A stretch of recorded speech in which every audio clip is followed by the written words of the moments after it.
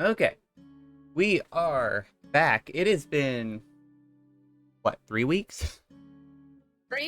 Yeah, 3, 4 weeks, It's probably. it's been a hot minute since we've played, and I checked, and apparently it's only been like 2 days since the decision that we made, because it was on day 7, week 3, hmm that you make the decision between Aspen, and I'm already forgetting the other girl. I know her name's not Evie, but I can't remember her. Juliet. Juliet, right. So, but yeah, so we picked Aspen because the great Google Coin told us to pick Aspen. Mm. So let's see how this goes. I'll start reading and we'll go from Hey. there. The afternoon of Aspen's departure, she's unusually quiet. Although she shows up to breakfast like normal, she barely says a word throughout the whole meal, other than things like yes, please, and no thanks. I'm trying to remember what happened. I don't remember what happened too. Like, why are we upset? The way she Oh, keeps, huh? I think I think Aspen's going away or something. Is it her birth? No, we already had her birthday, right? Yeah, I think like she was visiting for a birthday or something, like visiting someone. I Maybe. think I can't remember. It's been a while. I know. From the way she keeps checking her phone and messing with her face and clothes, I can tell something must be on her mind. I figure she's just antsy about her trip, so I don't bring it up or try to talk to her. Instead, Juliet and I mostly chat until we're done eating and dishes are cleaned up. The moment we're finished, Aspen perks up a little bit. Miho, are you ready to go to the bus station? Yeah. This way, you have as much time as possible to get back. Precisely. Thank you. Of course. Before departing, Juliet approaches Aspen and gives her a hug. From the outside, I realize that hugs look kind of weird. People have come up with the strangest ways to show they care about each other. Safe travels, Aspen. Let us know when you get there. Will do. I won't have reception while traveling, but I'll send a message as soon as I'm home. How long's your trip? If it was by car, only a couple hours. It'll be closer to 4 by bus, though. I'll take an early one on the way back tomorrow just to be safe. I'm not gonna lie, being on... Okay, I gotta say, when I visited the UK, public Yeah. transport was so nice. But I understand... Really? Okay, Oof. I was about to say, like, are you gonna say that it's not? It depends. It depends what areas and depends how frequent the transport is. That's fair. But I'm a driver, so Hmm. when I drive, it's very convenient. The only places that I will not drive is London Yeah, because of how much of a shit show the traffic is. when But if I have to pick between traveling by coach and travel by train, I travel by train. But coaches are cheap as chips if you want to get from point A to point B. when I was in London, it was just awful with traffic Oh because yeah. the only time that we took Yeah. we tried as frequently because we did find it convenient that Mm. there was like the way that they charge like Americans for the or I don't know if it's just like if it's just an American charging or like if it was a credit card charge or how it's just a normal charge for everyone. Okay. But it was like once you rode so many times on a bus or a subway, you didn't pay anymore. Oh yeah, because it reached at a cap. Yeah, that's a thing in London. Okay, perfect. I think it's a thing in the Netherlands as well. When I went to the Netherlands over the Easter holiday weekend, I think if you travel so much or if you get a day ticket, it normally caps it there. That's so convenient. Oh yeah, traveling on the subway is convenient for London. I rarely go to London, but yeah, it's frustrating. But once you get your bearings, once you know where you're going and what lines to get on and off, it's fine. Yeah, It's a bastard though traveling around with a suitcase because you got to travel on the lifts. You can't get the suitcase on the escalator. You've got to take lifts, and you got to take. It's not just one lift. You got to take one lift down. It depends which line you get in on. You got to go to another lift. Go down there. Oof. But yeah, but if you're traveling like just on foot, it's nice and convenient. I remember when we were leaving, like we were done with our trip. So this is a timeline all in one day, mind you. So we had just finished visiting we finished visiting the UK for 2 weeks. Oh So yeah. Ooh. we were on the last day, we were in Wales with our friend, and we left at 5 a.m. To get to the train station. So we went from the location in Wales in Wrexham Okay. all the way back to London. And then from London, we had to take all of the trains to get to the station that we needed to be, which was like a 4 hour. It was like a 3 or 4 hours on the on the line itself just to get to the airport, because we were like, it was like where the Wrexham station was, or where it came into London, and then the airport was like the very last stop. Yeah. And so we did that, and then got on the plane, and then went from London to Atlanta, Georgia, and then Atlanta, Georgia to Florida, and then our grandmother picked us up. But mind you, we did all of this with a hangover. Because the night before, Ina and I were like, you know what? We have never had soju before. So we both had 2 bottles apiece, and we're like, nah, this stuff isn't hitting. And then, like, after, like, halfway through the second bottle, we're like, wait a minute. We might have fucked up. Damn. But yeah, no, public transport in the UK was, like, pretty nice. Yeah. It's alright. It's like, as I said, it just depends what area we're in, because transport over, like, up north, it's kind of like the opposite. You get, like, delayed trains, cancelled trains, buses that are delayed, buses that don't turn up, buses that are just non-existent anymore. Yeah, that was the one thing that, like, was also convenient, was that when it rained, it was like, just get on a bus. Or, like, try to find a train station to, like, get to your destination. Because it rained a lot. Well, yeah, that's British weather for you. That's the thing. We were like, is it just British weather? Yeah. Okay, continue the story. Ample reading time, it sounds like. Oh, yes. She drums her fingers on a book tucked into her bag. Patricia and I have a lot of catching up to do. Although she's still fidgety, it seems like Aspen's remembered how to speak. After spending an unusually long amount of time adjusting her skirt and hair, she finally faces me brightly. Well, shall we be off, Miho? Yep. Goodbye, Aspen. Good night, Miho. Bye. Later. Aspen holds the front door open for me as we exit the library. Where exactly is the bus station? Not too far from my apartment. We'll pass it by on the way there. Should we stop by and say hi to the cats? I'm sure they'd love to see me. They're going to be angry enough at me for leaving for a day. I'm not sure I want to traumatize them right before I go. Dang it. I've never gotten along with cats. Have you known many? Only a few. Some of the strays have some really good stories to tell. The two of us walk along in silence for a little bit before Aspen pokes me on the shoulder. I've got more used to physical contact like that, but it still surprises me every time. What's it like talking to an animal anyway? How do you do it? I'm not sure. It was just something that I knew how to do, like making a den. A lot of the time, you can just feel what they mean without saying it. I don't know how to put it. No, that makes sense. There are some things that you just can't put into words, as much as you'd like to. Exactly! I have the problem a lot. I'll bet you don't, though. You'd lose that bet quite handily. Why, I'd say I struggle to put things into words more than anything. Really?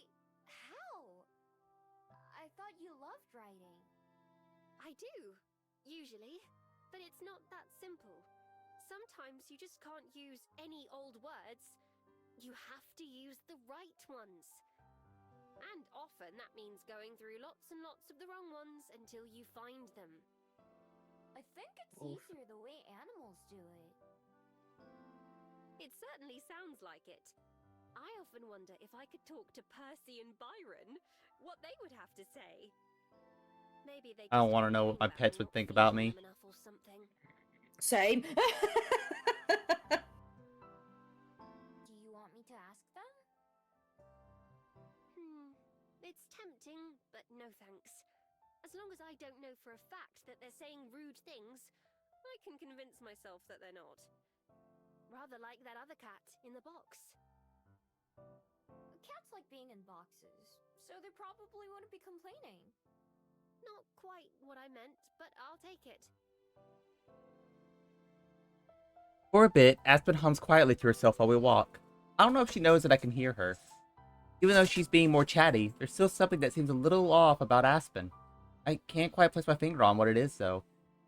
At one point, she checks her phone and starts to walk a little bit quicker. Are you looking forward to going home? If she has to think about it, that kind of answers my question. I am, yes. But like I said, I prefer to only do so for a day or two at a time. 'Cause of your parents? A little. They're not really that bad, though. Mum's a worrywart and Dad isn't, so Mum feels like she needs to worry enough for both of them. It's not too bad over the phone, but when I'm there, Mum always tries to convince me to stay and move back. So I tell them they should move out here instead. And Mum goes into why they can't, and it's just tiresome. Sounds like she cares about you a lot. She does. And I love her too, don't get me wrong. It's more the town than them. Or rather, the lack thereof. What do you mean? They live in the middle of nowhere. Mum loves it out in the countryside and says she can't live without her backyard view and half a kilometre from the nearest neighbours. I, on the other hand, can't live without bookstores and coffee shops and high-speed internet. So that's why you moved to Wellington? That's why I moved to Wellington. It seemed like a necessity to make it as an author.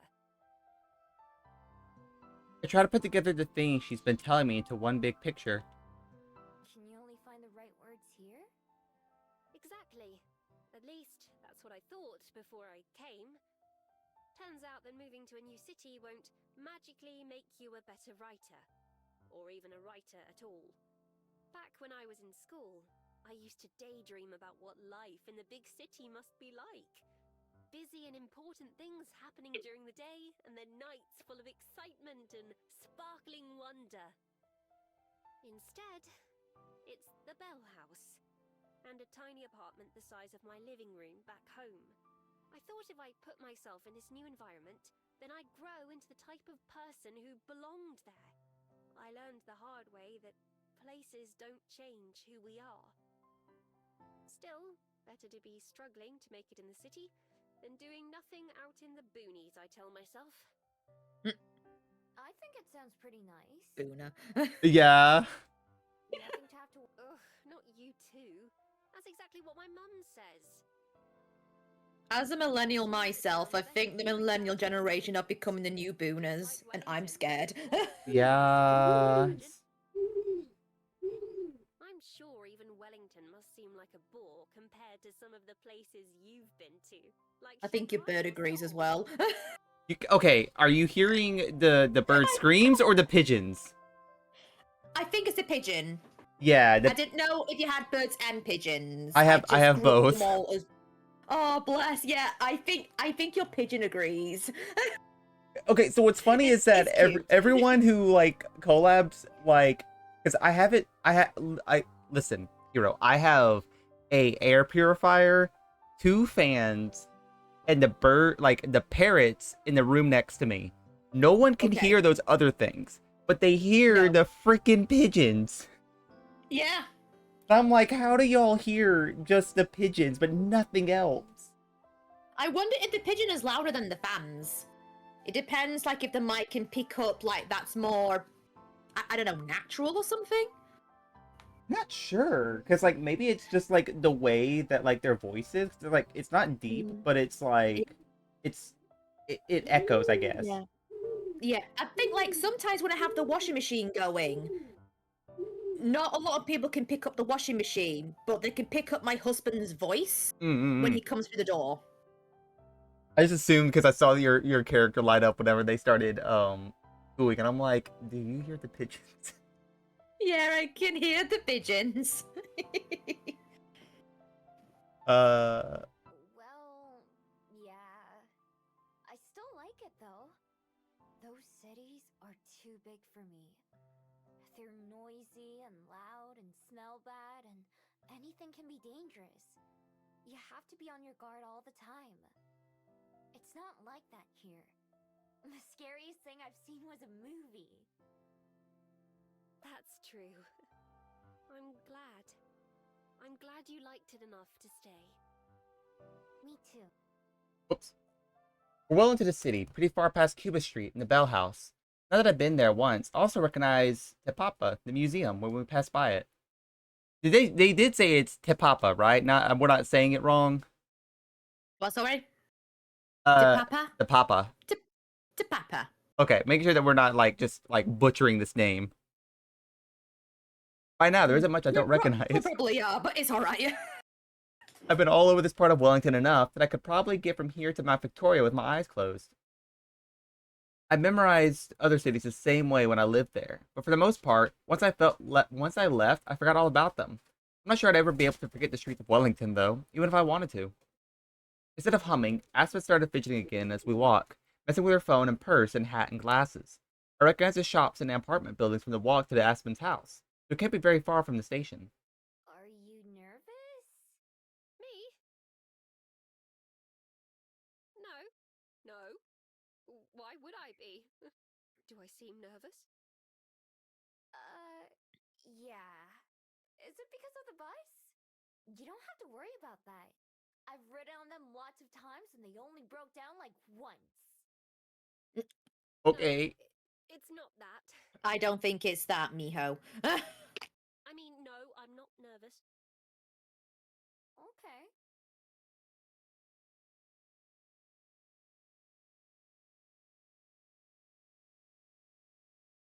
I can hear and smell the bus station before I see it, and then it comes to view. There are 2 or 3 buses parked or passing through. I wonder if one of them's Aspen's. We stop across the street and she checks her phone again, then puts it away. You're not late, are you? Oh, I could have walked faster. No, no, we're right on time. It'll be here any minute now. Cool. I'll wait with you till it arrives. Aww. I start to cross the road, but stop when I notice Aspen isn't following. Instead, she's still standing on the sidewalk, gripping the strap on her bag tightly. Aspen? I trot back to her, looking around to see if I'm missing something. But there's nothing, other than a couple people waiting far away at the station. Are you alright? Aww. I don't like this shot. This makes me concerned. Aww. He blinks a couple times and then takes a deep, deep breath before facing me. Miho, I have to tell you something. Oh no. I don't like that. No, I don't like that. I have to tell you something. It's very similar to we need to talk. Yeah, we need to talk, and then also like it's something to where like I am not gonna have a response time because you're leaving. Yeah. And I get it. That's like a like I understand some people's mentality of doing that, so that way they don't have to face the repercussions. Yeah. But as someone who's been on the receiving end and the saying end, both sides suck. I really hate it because then it's like now I'm gonna have to like either awkwardly text you or call you or wait till you get back, and both are really bad. Okay, effect for her words is immediate. But as she casts a spell, my heart starts to race. Whatever she's going to say must be why she was acting so weird all afternoon. Is it something bad? Is she not going to come back after all? Yeah? I barely managed to croak out an answer. Can't handle more heartbreak so soon. It's something that I've been thinking about telling you for a long time. Okay. Oh no. It was one of those things where I wasn't sure how or when. because I didn't know how you'd take it. Right. Oh no. Bruh. What could it even be? We just saw Juliet, so it can't be anything to do with her. Lena? But then, after Lena? we all talked What? and talked, I realized that I should just say it anyway. Because no matter what, I know I would regret it more later if I didn't. Who knows how many more chances I might get? So I thought about it. A lot. What the right words were. And I just couldn't figure it out. So I didn't prepare. I'm just saying this, somehow, and hoping. God, I'm actually saying this, aren't I? Her grip on her hat shifts, clutching it so tightly her knuckles are turning white. I feel frozen in place, not sure what to do or say. All I can do is stare, my heart feeling like it's going to explode out of my chest, while she looks down at the ground. Whispering something to herself, she wrings her hat in her hands before finally looking back at me. There's something I want you to know. Miho, I used to think that there was no way someone like you could exist. Someone who looks at the world like you do, and is honest about what you see. The good and the bad. And at the same time, someone who doesn't realize just how much she has to offer. Just how much she makes... You make people happy. But here you are. Maybe meeting you used up all my luck for the rest of my life. But here you are. And I love you. Yay! I couldn't keep not telling you that. In case maybe you love me too. I couldn't keep just thinking and wondering and not knowing. And now that I've said it, it feels so good to have out there. I love you, Miho. I love you. I wasn't expecting us to get the love confession so quickly. So soon. Oh my goodness. Because, like, correct me if I'm wrong, but, like, don't most visual novels, like, wait till, like, the next to last chapter? And I think we have, like, a few more chapters to go. Yeah, unless, this is like the confession and then it's the chapters of like the relationship to see how we get on, or Hopefully? it's before or like it's like the next chapter is processing everything. At first, I wasn't sure because everything seemed too perfect and unreal. I thought that I was just letting myself get carried away like I always do. A silly little daydream, but it's true. It makes me feel silly how much already, when I think of how utterly stupid it always sounded to me when reading about love at first sight. But how could it be anything else? I don't believe in coincidence, Miho. My life was changed the moment I saw you. I just didn't know it yet. Now I do. Now we both do. I love you, Miho. It's out there, and I can't take it back. Her words drift away into the air as we look at each other in silence. My head is TV static, buzzing with nothing to show. Not because it's empty, but because there's too much for me to process. Aspen. In love? With me? Wind whips past my face as a bus rolls by, pulling into the station. I barely notice it, barely able to notice anything. Aspen is in love with me? I don't know what to say. But Aspen raises a finger to her lips. Shh. Don't tell me. I said it now before I leave for a reason. Because I thought you might say that. Tomorrow. Say what? Whatever it is you feel, I'll hear it then. Ooh. I look at her face for some guide on how to respond. She just gives a smile. A weak, fragile smile. Left dumbfounded, I nod. Aspen is in love with me? With me? With me? Who, me? Don't look at me. I'm just a worm. Returning her hat to her head, Aspen sighs like she just finished a hard day's work. Well, that's it. All I have to say, I suppose. As if that wasn't one of the most important things I've ever said in my life.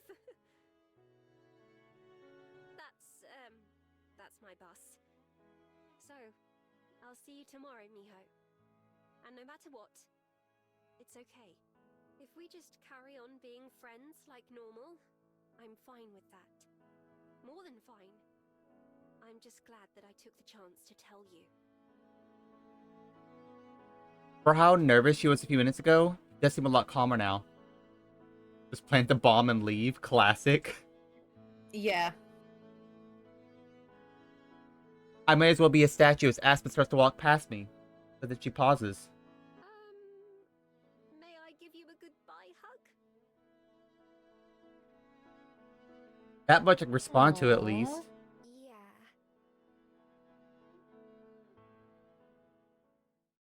We wrap our arms around each other. That weird human custom.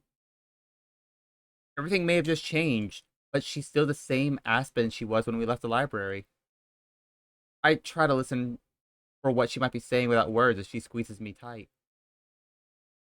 Finally, she steps away with a smile. It might be the most genuine one I've ever seen on her face. Bye, Miho. Bye. Aww. I make my way back to the library like a zombie, my feet moving without really thinking about it. Aspen's words keep replaying over and over in my head. I get them, but I can't make sense of them. There's not a sound to be heard from the empty aisles when I enter. Juliet having finished tidying up in the hour or so that's passed since I left. After a quick glance around, I head towards the stairs. When I head up to the second floor, I spot a sliver of light from underneath Juliet's bedroom door. I knock, and it opens just a moment later. Juliet greets me with a calm smile at first, but the corners of her mouth falter as she looks at my face. I don't quite know what expression I'm making right now. I don't know what I'm even feeling to begin with. Miho? Did something happen? Aspen said she's in love with me. Oh, I see. Juliet's not the type to be shocked easily, so I want to see her for advice. She's even less surprised than I thought she would be. Like, girl, I saw it all the way from a mile away. Give me just a moment, and I'll meet you in my study.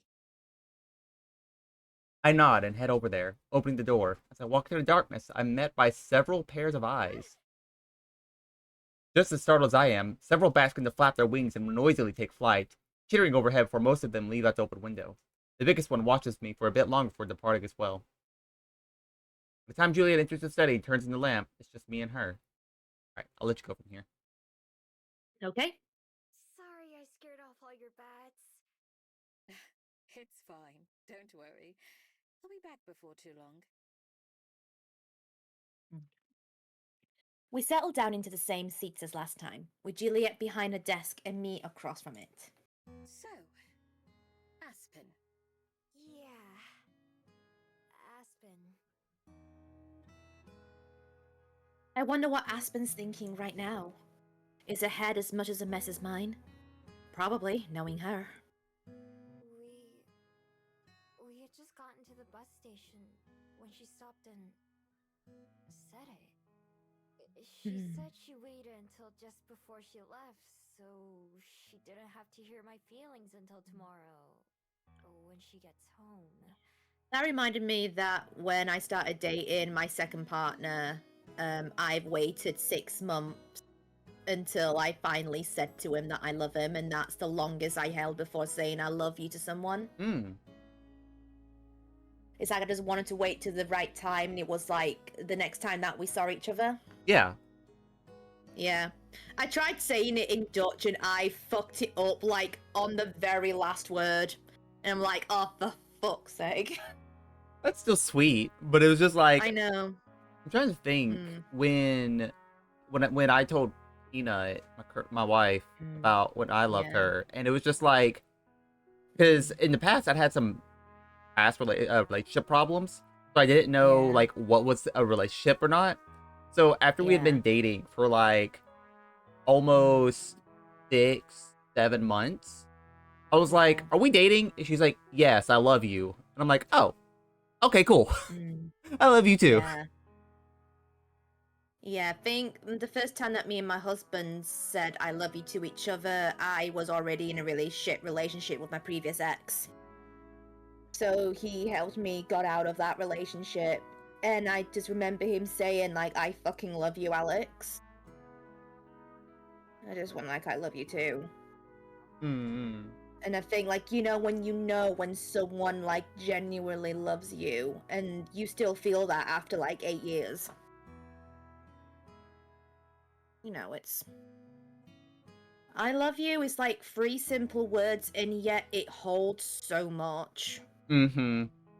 It holds so much weight. So yeah, so no wonder Aspen is, like, she wants to get that off her chest before leaving. Yeah. And just give that breathing space. I've always been advised, and I've always advised people, like, if you genuinely love someone and you like someone, tell them. Because, like, your heart would be broken with words unspoken. Mm-hmm. It's like, if you don't say it now, you'll end up regretting it for the rest of your life. And that's what I've learned. Yeah. And what are your feelings? I don't know. I'm not sure. I haven't ever thought about love or someone being in love with me. I don't even really know what it means. I know the word, but how does it feel? How would I know? The other day, you talked about how much you loved Cosette, and how you didn't know much about love before then. This is a different love from that, right? She thinks to herself for a while, carefully considering her answer. I'm glad she does. At least one of us can stand back and think over this properly. Yes and no. Of course, the bond between a parent and their child is different than that of two partners, but it comes from the same part of the heart. The part that you give away to somebody else. Love is when you care about another person so much that the feeling becomes bigger than you. When your life is more full and joyful for the presence of that person in it. I could throw out any number of cliches, but they'd be meaningless. What love means and how it feels are different for every person. To speak from my own experiences, love is like a flower. It starts as something tiny, but as it's nurtured and cared for, it grows. It reaches toward the sunlight and towards something better, and blooms into something beautiful. Not all flowers grow at the same rate, and not all flowers look the same. But wouldn't you agree that that's the joy of flowers, Miho? I look up from the floor towards Juliet, who's watching me warmly. I like flowers, but I've never grown one before. The same can be said for everyone at some point. But as long as you're willing to give it the time and patience that it deserves, even the tiniest seed can become something wonderful.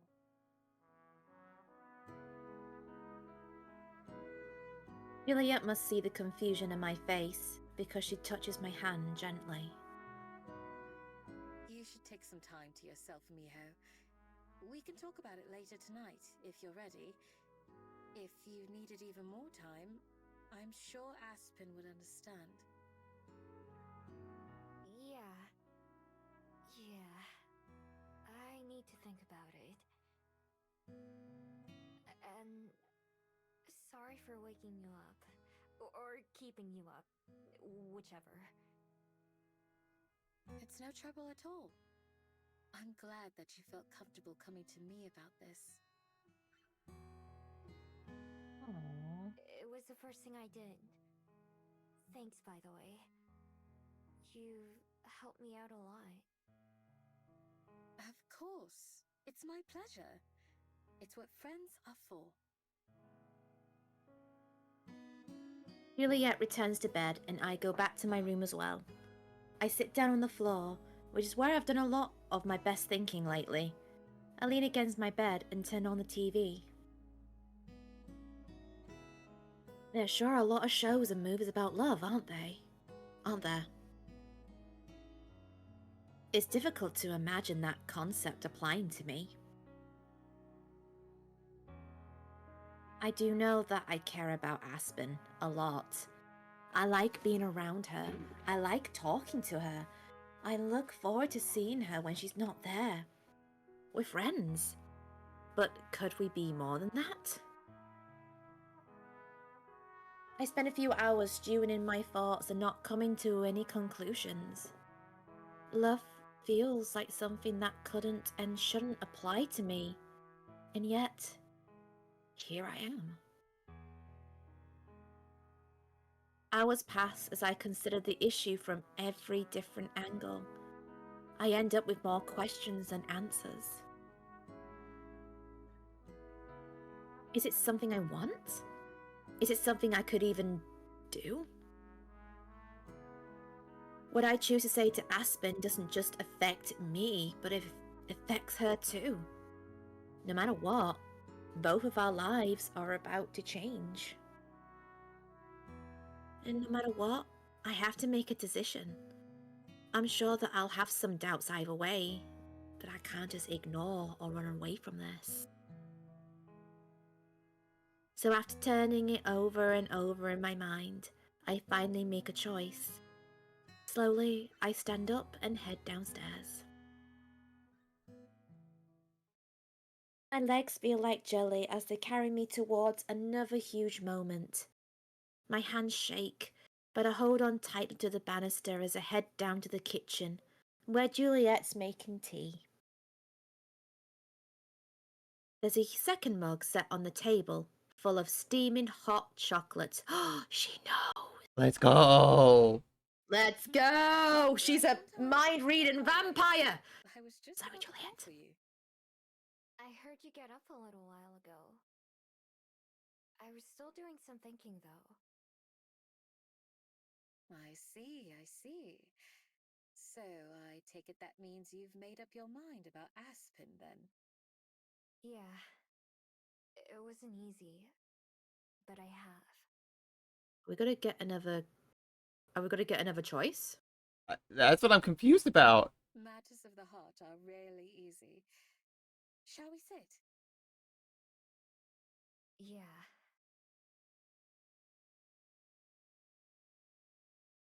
We take our usual seats, the third one conspicuously empty. I take a big gulp of my hot chocolate, while Juliet takes a small sip of tea. Wiping my mouth from the back of my hand, I lean back in my chair, take a deep breath, and nod. I've decided. Oh.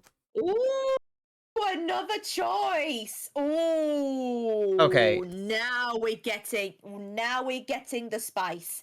We're getting the nice, tasty pepperoni spice. I think we just go all in, like all the dice and all the chips on Aspen. All the chips, all the yeah. Because I feel like You know if what? we if we All if the we don't, marbles. yeah, if we don't, then it's just gonna be like the neutral ending to where we end up with nobody. Unless is when you looked at the trophies and it was like there's a dark ending and there's a good ending. Yeah, I wonder if I don't think I can do as a dark ending. maybe. So you could do a save point there, and if you want to collect the trophies, at least you got that option to go with. True. There we go, Seeds of Love. So as long as remember, it's not a I think it's not a party. Yeah. That it's a branch between Juliet and Aspen. Okay. All right. Why don't you try things with All right, Aspen? yeah. We'll go the good ending. I want to Yeah, we'll go all in. I know it'll be hard, but I want to try.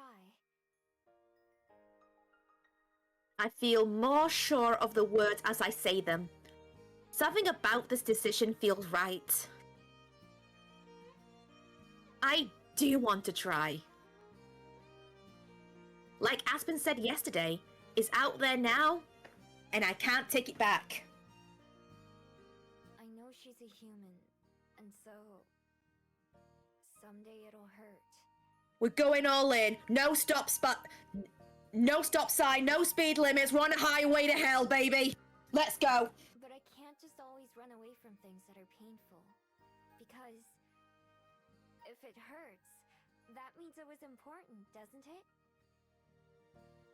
It certainly does. That's a wise way to think about it.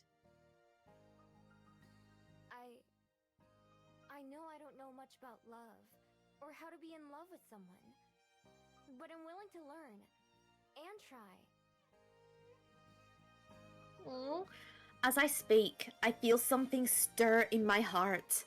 That feeling of excitement that's pushed me forward so many times before, kept me motivated in my lifelong speech. Is that the feeling that could grow? I've always struggled to put a name to it. Could it be...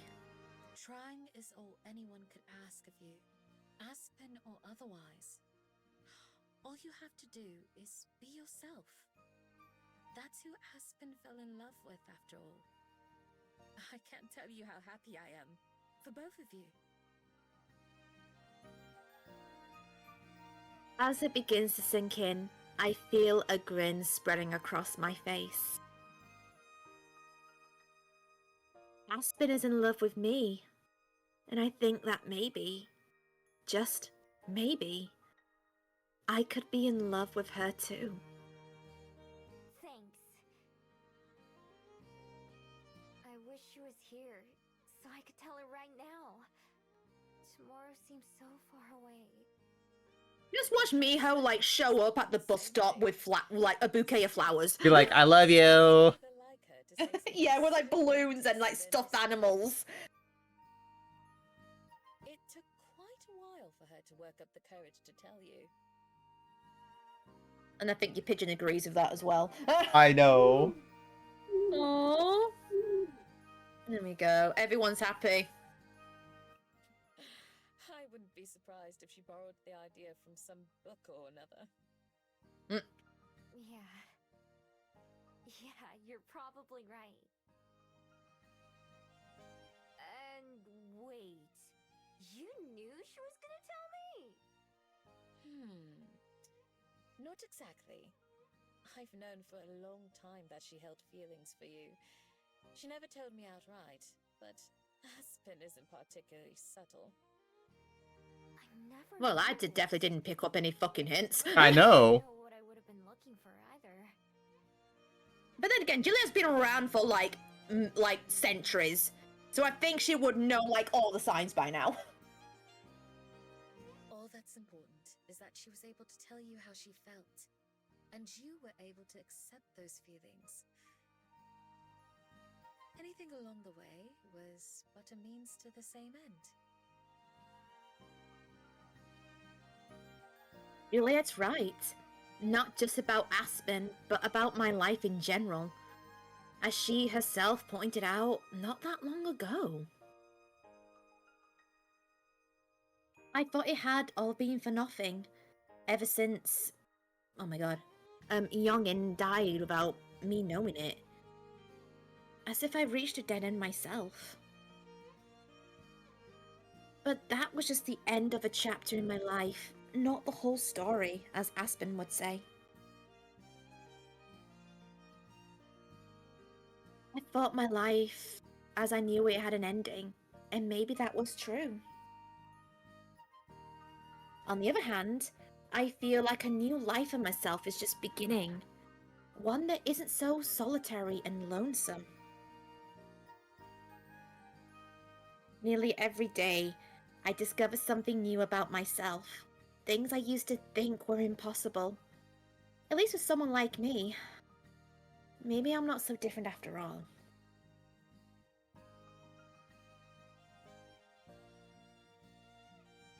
I've had a new place to belong, and someone new to share my life with. as much as I can.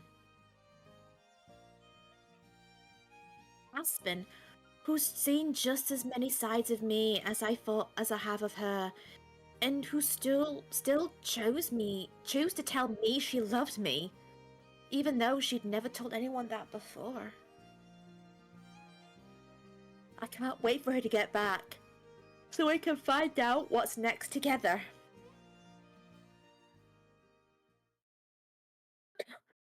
With nothing more to really say about it until Aspen returns, Juliet and I move on to talking about other things, like the library and recent events. I feel pleasantly warm, like I'm glowing, as we sit there and chat. That sensation carries me through the rest of the evening and all the way to bed, where I lie for hours. Usually I'm frustrated when the chaos of my own thoughts stops me from falling asleep. But for the first time, excitement rather than fear is what keeps me awake. Instead of just waiting for the day to end, I close my eyes, looking forward to the dawn of tomorrow. For once, my struggle to fall asleep worked out in my favor. I sleep until later than usual the next morning, meaning I don't have to wait as long for Aspen's bus to arrive. Oh, something's going to go wrong. 100%. I've barely woken up and I'm already thinking about her. Looking up to the ceiling, I can't help but smile. I wonder if she's thinking about me too. I'm too full of nervous energy to stay in bed for too long, so I hop up and get ready in a hurry. In the kitchen, I figured Juliet must have already eaten, cleaned up, and gone to bed, because I don't see any dishes or leftover food. To my surprise, she comes downstairs just a minute after I do. Good morning. Hey! I didn't wake you up, did I? No, not at all. Although I was upstairs, I thought I'd wait and have breakfast with you like usual. Oh, thanks! Sorry for keeping you waiting. I kind of fell asleep late, so I slept in too. Understandable. I'm sure you have lots on your mind. You can say that again.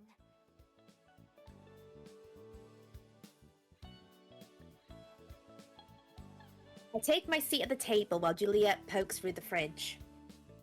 Are you hungry for anything in particular? Not really. Maybe something light? I don't think I can finish a big meal right now. Chuckling, Juliet retrieves a couple of pieces of fruit and some cheese. Ooh, cheese.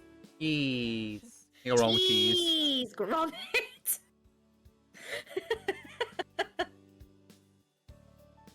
Wensleydale cheese. We forgot the crackers, Gromit! We have to hide the body! We have to hide the body, Gromit!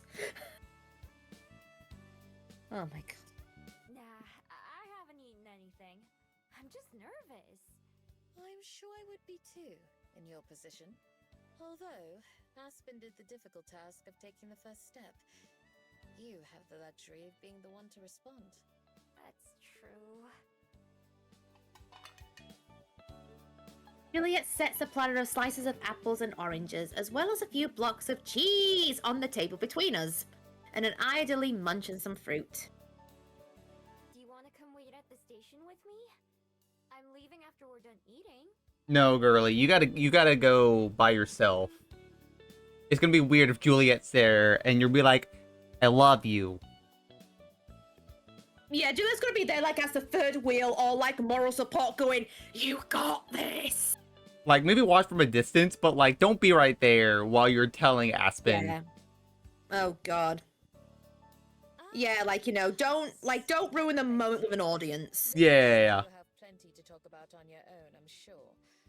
But I imagine I'll see you both later tonight? Definitely. The minutes passed by, oh my god, the minutes passed by agonizingly slowly. especially after Juliet goes to bed. But eventually, it's late enough for me to leave. I burst up out of my seat, forcing myself to not walk too fast. As long as I'm walking, I'm doing something. If I get there too early, I have to wait. And I hate waiting.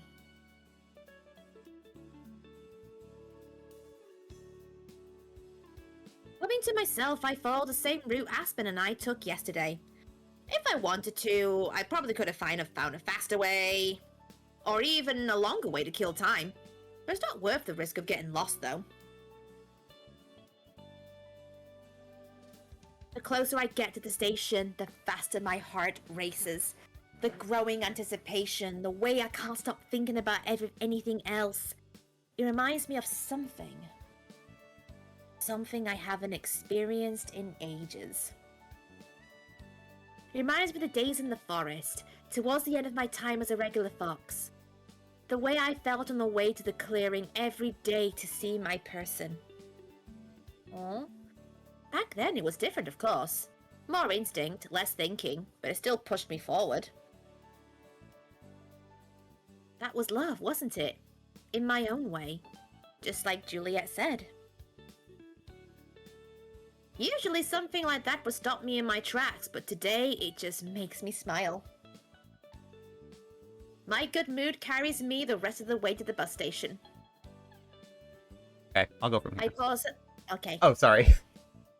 No, he's fine. Oh. I paused at the intersection where we stood yesterday when Aspen said everything. This spot will be special to me forever. I already know.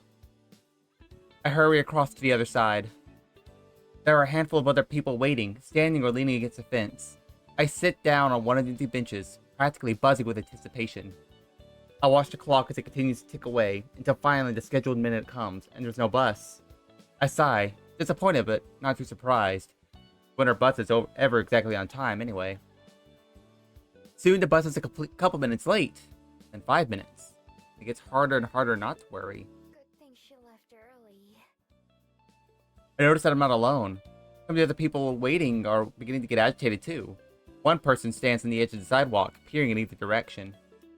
A couple others, who've been waiting in the boarding zone since I got here, sit down on one of the benches near me and pull out their phones. One of them taps a few times, reads something, and then groans. Told you. Delayed. Says it right here. Guess I owe you a tenner. It Oof. say how long? Oh no. Just says delayed due to vehicle issues. No! Oh no! Dread seizes me. With a shaky hand, I tap on one of the travelers on the shoulder. Excuse me. Which bus is it that's delayed? That be Route 4. You waiting for it too? My friend's on it. I don't know which, but she was supposed to be here 10 minutes ago. Aye. Well, probably the same one then. Bad luck, but it does happen every now and then. I hope you weren't in a hurry. I was, actually. Do you know what they'll do? What'll happen to the people on the bus? Well, I imagine the city will have to send someone out, figure out what's wrong, fix it, or send a replacement. I'm sure your friend will get here one way or another, but it could be hours. You might want to Oh, give them a no. call and find out where they are. If she lives in the middle of nowhere, she doesn't have any reception. Their own ride home. I don't think she has a mobile phone either. I vault off the bench before he's even finished speaking, dashing back the way I came. Hey, good luck. What? Okay, I got a question. Why was this guy like a random pirate? I don't know. Maybe he's just a random pirate waiting for the bus. Maybe the ships are unavailable. I barely hear him. Of all the buses to break down, of all the days for it to happen, Oh, bollocks. I don't know why I can't progress. Oh, turn. There we go. Okay. As I run, I can't help but think about how unfair it is. For anyone else in the world, a couple-hour bus delay would be annoying, but that's it. But for me and Aspen, I don't even want to think about what it would be like if she forgot me. Oh, Oh, God wait, I almighty. forgot that might happen too. Yeah, that's what I was saying. Oh, bollocks. After getting back to the library in record time, I practically crash through the doors as I head upstairs. The second day in a row, I knock on Juliet's bedroom door before having to bend over to catch my breath. It's been ages since I've run that long, and it shows. Juliet enters the door quickly. Miho? What's wrong? Aspen's bus still isn't here. Someone at the station said one of them broke down on the way. What if it was hers? Wordlessly, Juliet hurries to retrieve her phone. It looks weirdly out of place in her hands as she navigates through several screens, slower than Aspen would. Her face turns grim after only reading for a moment. It seems you're right. Confirmation just tightens the knot on my chest, and I just barely manage to croak out a question. What do we do? How long do you have left? 2 hours. A little less. She shouldn't be too far away. I'll try calling her. It doesn't even ring, and instead goes straight to voicemail. I look up at Juliet helplessly, trying to ignore the panic that'll overrun me if I let it. She did say that she'd have poor reception en route. Here, Miho. Keep trying. I'll be back in a moment. She hands me the phone and shows me how to use it before hurrying to her bedroom. I hit the button again, staring at the small contact photo of Aspen that Juliet has saved. The picture of Aspen at the breakfast table, smiling awkwardly. Her voicemail message starts again, so I cancel and try it again, and again, and again. It's the same result every time. I end the call and start another one for what must be the 6th or 7th time. Juliet, is that... My thumb was on the end button out of habit, and I barely managed to stop myself from pressing it. Aspen! There's a loud burst of static. You! Aspen! It's me! Where are you? Juliet comes back out when she hears me, waiting anxiously by my side. Aspen says something again, but it's garbled by the connection. What? I can't hear you! Fucking reception? Let me... I think she just went fucking reception. Everything goes quiet, and for a terrible moment, I'm afraid that the call is dropped. Can you hear me? We get full sentence? Yeah. Instead, I nearly drop the phone when her voice comes through again, much clearer this time. Good. I can't move from this spot then. It's the only place I have service. Where are you? God, we're so close. I can literally see the city in the distance. Something's wrong with the bus. I don't know what. They said there's another one coming to pick us up, but I'm not sure when it's supposed to be here. Oh, We no. only have 2 hours before. I know. Trust me, I know. I was hoping the replacement would be here sooner, but that's not going to happen. Aspen, you said you're close. Do you know where exactly? I don't know, but there's just the one road into the city, and I can see it. That's what I'll do, actually. I'll start walking towards the city, and hopefully I'll see the other bus on the way. Will that work? I don't know. I'm going to do it anyway. Miho, you can change into a fox. Just bolt over to Yeah, her. bolt, meet in the middle. And then you can, have your Yes! nice little... So they said it was, 4 hours by bus. So then, a Yeah. 6-hour walk back home. Yep. Juliet and I look at each other. I wonder if she has the same thought I do. Okay. Like, Juliet, turn into a bat and just... I don't know. Airdrop her. Woo! Wherever you are. You said it's just one road, right? I'll meet you on it. Or Juliet... We don't know if Juliet has a car. You'll... I assume she doesn't. Okay. I don't think she does. I'll be there on time. I promise. From the other end of the line comes the very clear sound of Aspen sniffling. Okay. I'll see you soon. As soon as I start walking, I'll probably lose reception again. I'll try to call you when I can. Okay. Okay, I'm on my way. The line clicks dead, and I try to hand Juliet her phone back. She shakes her head. Hold on to it. You can bring it back to me after you find her. I nod. There's no time to talk about anything else. How do I get there? Juliet pulls up a map and shows me, pointing out where the library is. I was going to try to find a taxi. Between traffic and everything else, I'm not sure it would be faster. It's so far away though, Miho. Are you sure you'll be alright? I will. I have to be. I immediately make for the stairs, pausing for just a second. Thanks. Thank me later. Together. I nod, and then I transform as I bolt out the front door. Yes! Go, Miho! Foxes can't run as long as humans can, but they can run faster. As a Gumiho, maybe I could do both. Wind whips at my tail as I rush forward, channeling whatever willpower and determination I can into running. The map Juliet gave me showed which roads to take to get out of the city, but I don't need roads. I rushed straight for the edge of town, We don't need roads. dodging traffic, pedestrians, and more. Dogs bark as I race through their yards, and shocked people gape as I dash past them without paying any attention. I don't even know how long I run for. I just know that I don't stop. Even when my legs and chest start to ache, I keep going. Little pain now is nothing compared to what losing Aspen would be like. The buildings begin to thin out, even as traffic increases, and finally, I find myself out of Wellington. Following the road, I race towards where Aspen must be. Cars and trees fly by, replacing the buildings and street signs. There are hills and forests that I'm sure are as beautiful as everything else I've seen, but I hardly notice them at all. The longer I run, the more it starts to take its toll on me.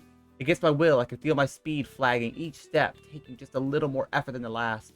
I've pushed my form to its absolute limit, and eventually, it brings me to a halt. No, Miho! I change forms once again, gasping for air as I place my hands on my knees, trying to catch my breath. The run from the station back to the library winded me. This is many times harder. But I can't stop moving. I have to keep going. I have to. Lungs on fire with my legs feeling like lead, I make myself take another step, and then another. Mustering all my strength, I break into a jog, the fastest I can manage. I keep my gaze set on the horizon, hoping for a glimpse of her. Anything to set my heart and mind at ease. Anything. The sun begins to dip even lower, as if even the sky is reminding me that time is running out. My steps are leaden, and my mind abuzz with wordless fear and worry. At first, I don't believe my eyes when I finally spot someone walking in my direction, far off in the distance. Please let it be her. Come on. Come on. A steady trot is all I can do by now, and I let even that slow to a normal walking pace. The other figure and I walk toward each other. The sun shines in my face and obscures him from vision. Raising one hand to shield my eyes, I see a familiar hat. The glint of light of familiar glasses. I see Aspen running towards me. All I can do is stand there, overwhelmed with relief so intense that all I can do is shake. I made it. He's here. Miho! As she approaches, she also slows and then comes to a stop. I don't even know what to say. How can I respond? How can I put all the excitement, the worry, and the relief that she's made me feel in the past 24 hours into words? How do I say it? Silently, I close the distance between us. I could see her eyes searching mine, looking for an answer to the unspoken question. Overhead, the sun dips behind a cloud, done watching us for the day and throwing a handful of colors to the sky as it leaves. I've struggled to find words before, but this is different. Like Aspen said yesterday, not just any words will do. I stopped just an arm's length from Aspen, close enough to see the glint of tears hiding in her eyes. I was so worried. Her voice is barely a whisper, but I can't hear anything else. Looking up into her eyes, I'm surprised to find the answer to my own question. One that I didn't know I wanted to ask until just now. One that requires more than words. Or maybe less. Let's go! Let's go! I take the last step that separates us and lean forward to kiss Aspen. The marks of human affection have always seemed so strange and foreign to me, and maybe even unappealing. As I kiss her, I think I understand. Without hesitation, Aspen's hand rises to touch my face, holding me in place, as if I'd want to leave. She moves like she was waiting for this. Maybe she was. It's unlike anything I've ever felt before. The closeness, the warmth. I place my own hand against her wrist. I think maybe I understand Aspen's fears better now, because I would also be content if this moment lasted forever. Even when we separate, Aspen's hand stays on my shoulder, keeping me close. I see you thought about what I said. And practically nothing else. Pulling me into a hug, Aspen rests her face against mine. So I wasn't the only one then. She sighs contentedly. There's so much more I want to say, but this is hardly the place to say it now, is it? I'd nearly forgotten where we were. Not far from the side of the road, turning around, I look back at the city, which is starting to light up for the evening. Oh, right. It's kind of a long way home, you know. Aspen squeezes my hand. I have all the time in the world. Oh. Oh. Open ending? What do you mean, open Open. ending? Open ending? Yeah, what trophy was this? Was this just like getting the begin chapter 4 Aspen route? Okay. Okay. Okay, I'll let you I go. think. Hmm? Okay. My paws carry me across wet leaves and mud. Fog has crept to the forest as stealthily as me. What were we about to say?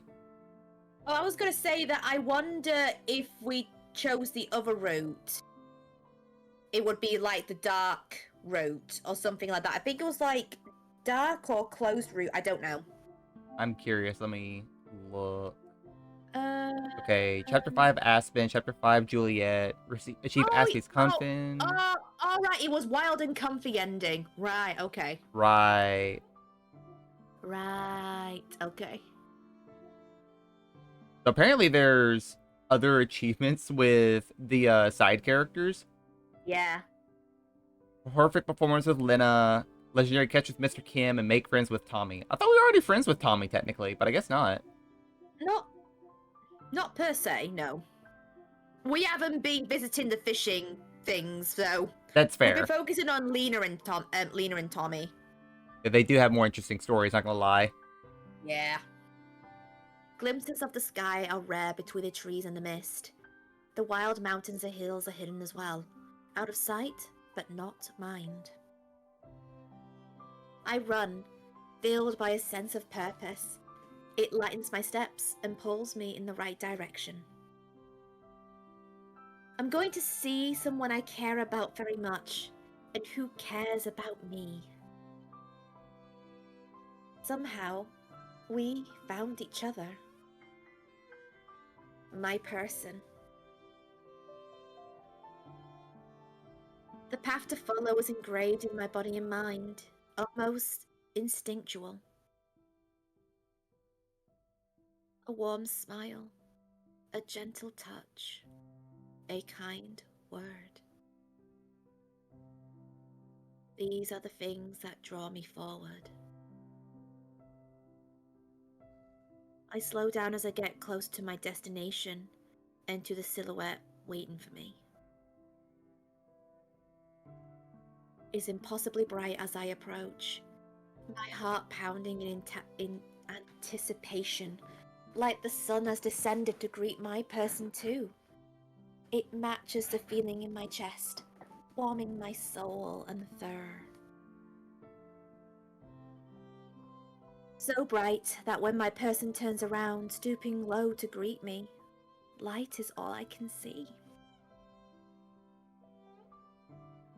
But I don't need to see, only hear. That voice I could never forget. Little fox. Where is your home? I awake with a yawn, head in my pillow, as the dream fades away.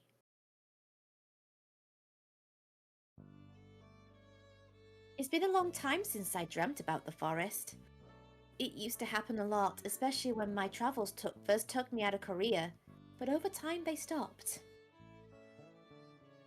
The dreams are always the same. I'm somewhere in the woods, running to the clearing where I'd get to meet Youngin.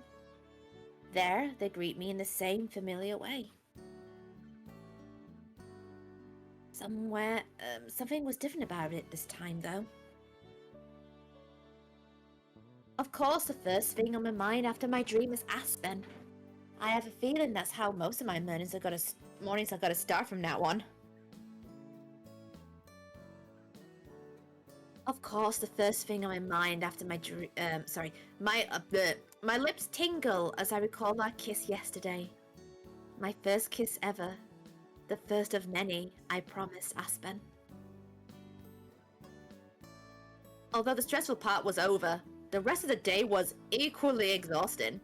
By the time we got back to Aspen's bus to get us stuff, the replacement bus finally showed up and took us back to the city. From there, we dropped off Aspen's things in her apartment before going back to the library to give Juliet the good news. My legs felt like they were going to fall off, and both Aspen and I agreed to get some rest. Even the anticipation of seeing her today couldn't keep me up. I feel well rested and excited.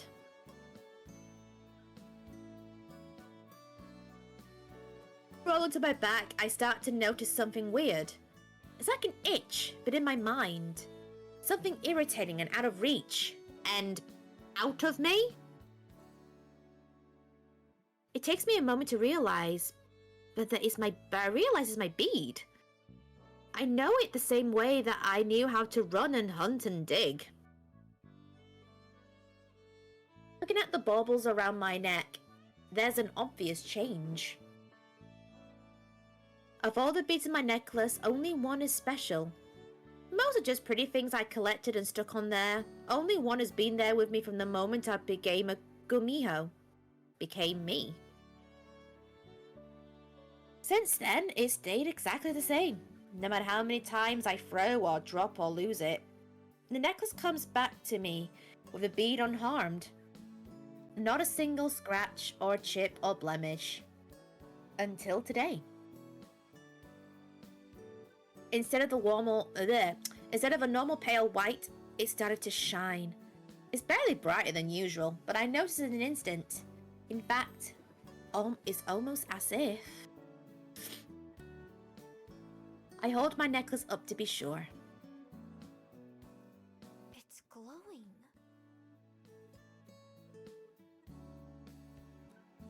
Just barely, but it is. I rub my thumb over the familiar surface, but it doesn't feel any different on the outside.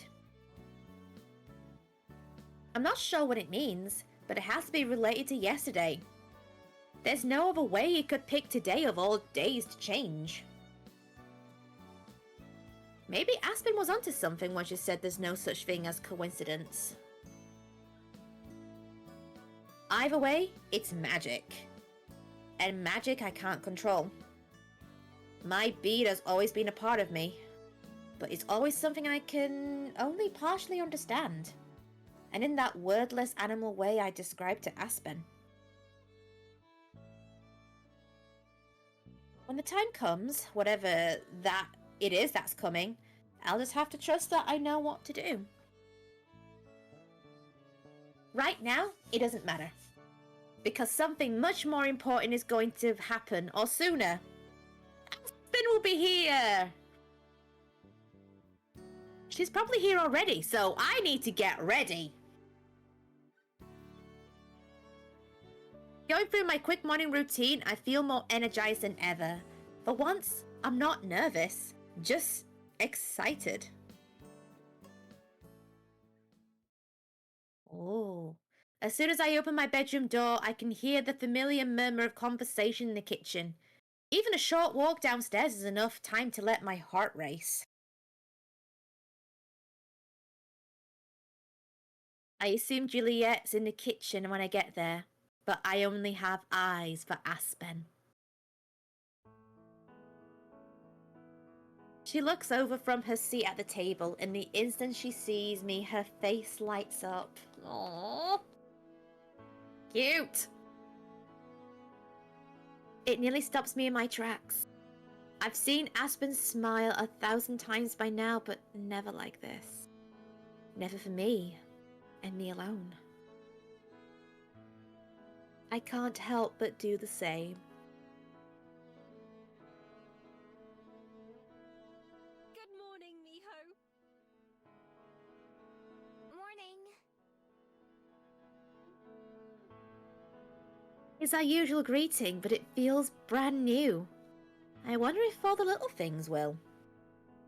Did you sleep well, Miho? Like a rock.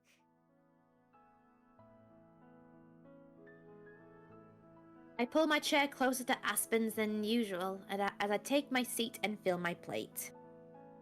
We were just talking about how tired you must be. I wouldn't have been surprised if you slept until the afternoon. No way. Then I wouldn't get to see you at breakfast. Huh? Flustered, Aspen doesn't seem to know how to respond. Now that I know the feeling she was hiding, a lot of other times where that's happened make way more sense. I giggle as she looks torn between being pleased and embarrassed. That would be quite a shame. Yes. It would be an absolute shame, actually. But understandable after you ran across half of Wellington yesterday. Was it really? It didn't feel like it. But maybe that's why I'm so hungry. Feel free to help yourself to what's left. Aspen and I have already eaten. We wanted to wait, but It's fine. I don't mind.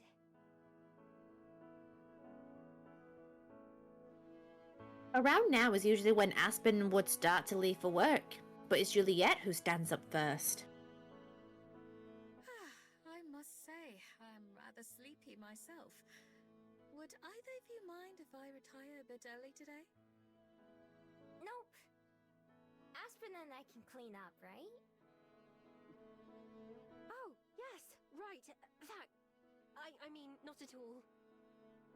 I'll wish you both good night then. Good night. Bye. Aww. We both watch as Juliet departs before turning to face each other. As soon as our eyes meet, Aspen looks away again, blushing but laughing. What is it? What's funny? Nothing's funny. It's hard to believe. I mean, us, you and me. You can't imagine how many times I've sat at this table wishing we were like this. Oh. That warm, fuzzy feeling from before takes over my face. The one that goes with the realization of how special I am to her. How everyone in the world, I'm the one she feels this way about. That's a mood. And now, Here we are. yes, Aww. here we are. Everything is the same, but everything is different now too. It's just as confusing as it is exciting. Now that I'm here alone with her, I'm not sure how to act. Aspen, fiddling with her ribbon, seems that like she's waiting for me to go first. Problem is, I'm not sure what to say. I'm not sure how I should talk to her differently now. Or if I even should. Or anything, really. With just the two of us, I'm suddenly super aware of how out of depth I am. But I can't let the silence stretch on for too long. I have to say something. So hey! I think Oh, The both of us start. what? Oh, this is cute. Both of us start and stop talking at the same time. Oh. I pause, waiting for her to keep going. And she does the same for me. Oh. We both laugh together a moment later, and somehow that breaks the ice. It feels like a reassurance before I can even ask for one. You go. no, you first.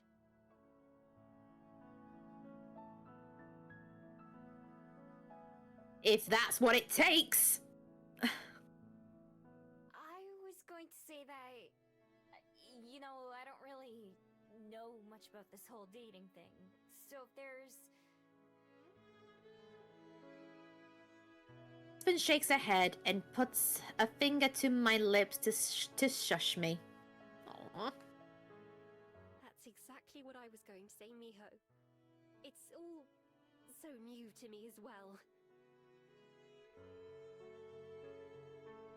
She removes her hand, looking at it as if she's now realized what she did. Not that I mind. So, perhaps we can figure it out together. Together.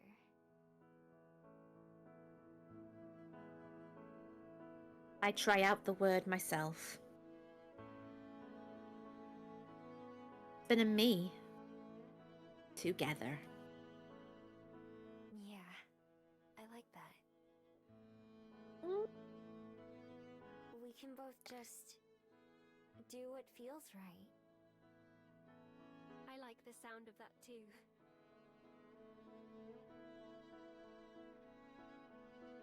Aspen's sleeve rustles as she takes my hand, her fingers gently intertwining with mine. It's cool to the touch. That feels right. Her soft actions make me feel braver. So does this. Let's go! More kisses!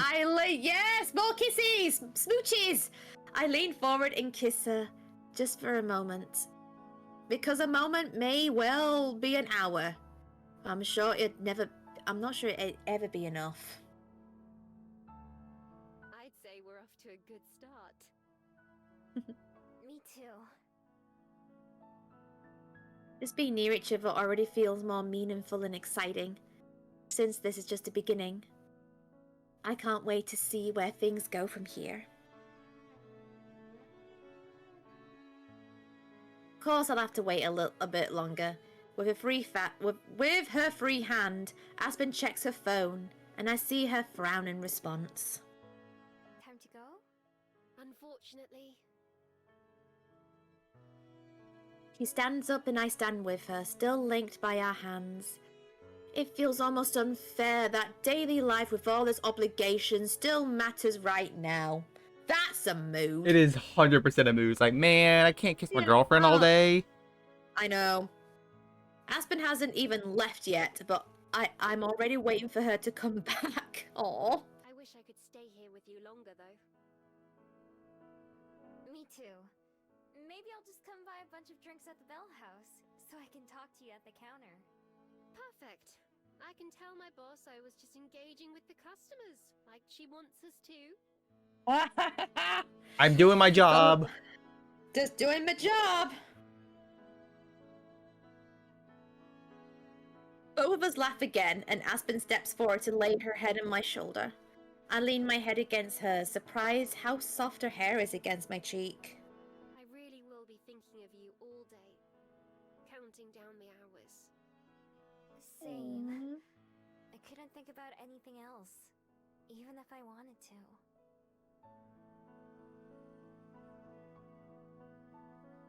Normally, I'd think twice about saying something so embarrassing, but it actually feels pretty good. Hi, Oliver. How you doing? We walk together to the front door, taking as long as possible. See you soon. Not soon enough. Aww.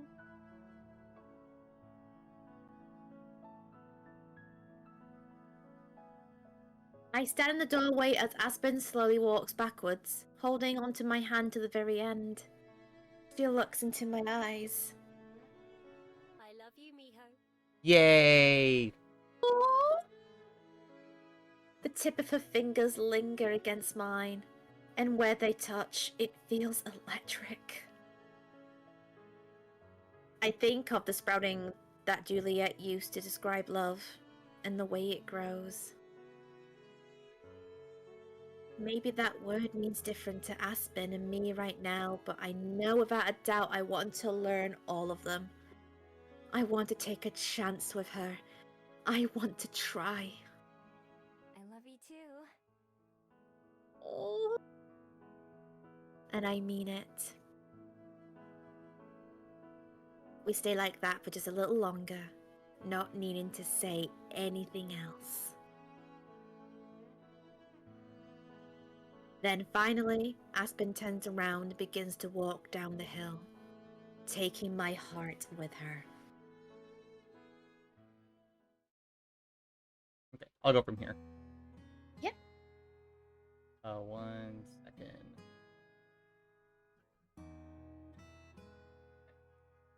Just like Aspen, I end up counting down the hours until her shift will be over. Too impatient to make it to the inn, I leave early and reach the Bell House around the time that they'll be closing for the night. It's not dark out yet, but even from a distance, the inside of the bell house looks warm and inviting. As I pass by the front window on my way to the door, I spot Aspen, who doesn't notice me. She's helping one of her co-workers stack the chairs up on the tables. When they finish with that, she goes to organize the sweetener section. While she's doing that, a different co-worker comes over and shows her 2 different loaves of bread. She thinks for a moment before pointing at one. In the time it takes the other staff to complete a task, Aspen finishes 3. Even with the people coming up to ask her questions too. Of course, I have no idea what they're talking about. But even from here on the outside of the store, I could see why they want her to run the new Bell House. Leaning against the wall of the cafe, I wait. Most of Aspen's co-workers leave before she does, and it's several minutes before she finally walks out of the door at a brisk pace, going right past me. Aspen! Spinning around, she quickly goes from surprise to smiling. Miho! I was just thinking about you. Although that's been true all day. Oh, do you know what was gonna- Do you know what's going to be hilarious? What? Because the other co-workers and customers will not recognize Miho after 24 hours.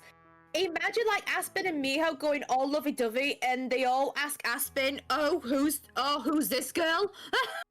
They're like, it's my girlfriend, and then every day. Every day? My girlfriend. It's my girlfriend. Girlfriend.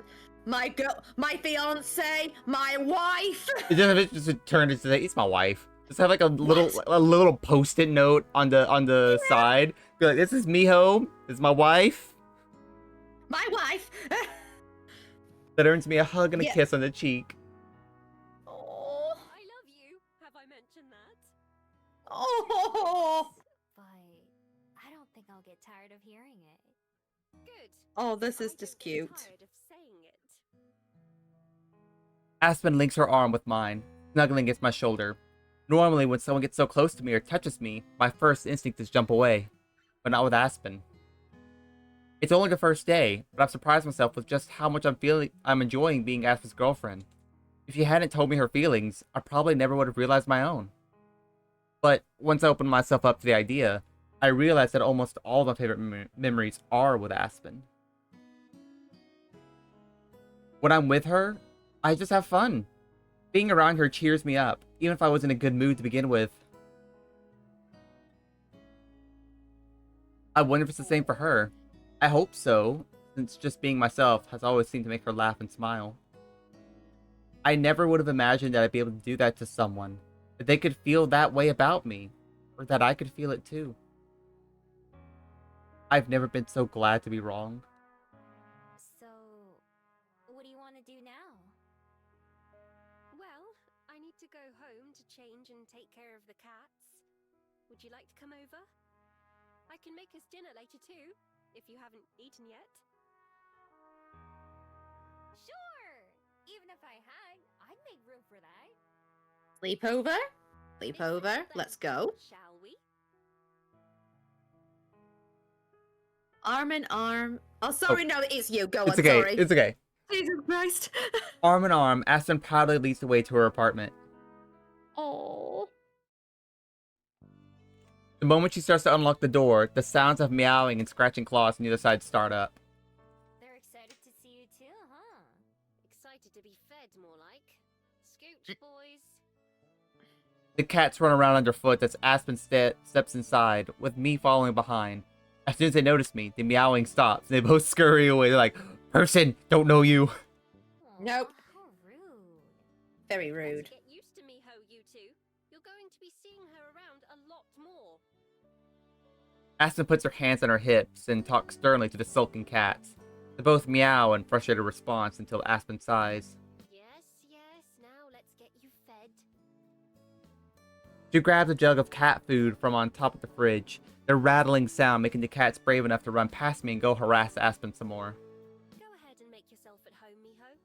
I'm going to take care of them and then freshen up, so I'll be a minute. Okay, take your time. I sit down on the edge of Aspen's bed, doing my best to not disrupt the neatly made sheets. Aspen sets the bowls of cat food on the floor near the door. The cats position themselves to watch me while they eat. Rolling her eyes, Aspen steps over them towards the restroom. So dramatic. I wonder who they get that from. Anyway, be right back. It isn't long for the sound of the running shower starts. I look around the apartment, paying closer attention than the last time I was here. Because it's so small, it feels like there's something of Aspen's personality in every corner. From the glittering lights strung across the ceiling to the stuffed animals on the bed behind me. I recognize some of the books on the shelves and desks from the library. I'm sure there's a story behind each and every decoration. I'll probably hear more than a few of them eventually. After the cats finish eating, they skulk into the room and sit down across from me, glaring. I wonder if something about my ears and tail makes them mad. Guess what? How is gay going? Hi. The gay's going good. They kiss. The gay is happening. I transform into a fox right in front of them, spreading my tails out like a fan. I don't growl or anything, but I lock eyes with each cat in turn. Immediately, they both yowl and run for the bed, tripping over each other as they rush to hide, fur puffing out like clouds. Yeah, you kind of just scared them. Traumatize these cats. Oh, God. I cackle to myself as I change back and sit down again. Cats are always fun to tease. Some opportunities are just too good to pass up. Before long, Aspen comes out, looking refreshed. He surveys the room just like I did. Sorry to keep you waiting. I guess there's not a whole lot to do here, is there? It's fine. Wasn't that long. I was just being nosy and admiring all your stuff. Be as nosy as you'd like. I'm going to start on dinner. Was this meant to be off? It's very low, but I can turn it up if it needs to be turned up. They only talk whenever there's dialogue. Okay. Let me know if you need any help. Thanks, but just the company is enough. It won't be anything very fancy. I'm much better at making drinks than food. Don't you make food at the Bell House too? Not really. We have bakers who come in earlier than I do to prepare most of it. I just have to heat things up and serve them. Unlike our beverages, which I make from scratch. Speaking of which, would you like some coffee or hot cocoa? I'll be making some for myself. Sure. I'll have whatever you have. That's easy enough. Now let's see.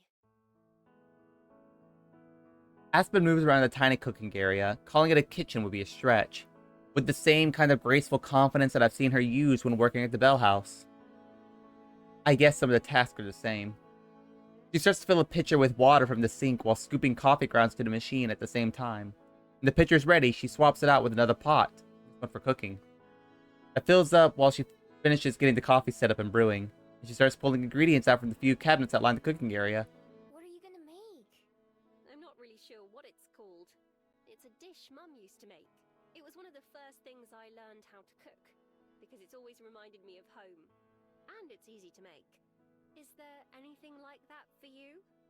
A meal that tastes like home? A Tesco's meal deal. Somebody asked me that before too.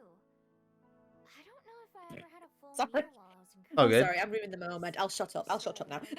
You're good. Oh, right. I should have remembered that you... Because Mia was so used to grabbing like sandwiches and whatnot, so I just thought, you know what, a meal deal will probably feel more like home. Aspen bites her lip, looking unsure of how to phrase whatever she was going to say. Live like that? It's fine. I don't mind talking about it. Especially not with you. If you're sure, I don't want to bring up anything that's difficult for you to talk about.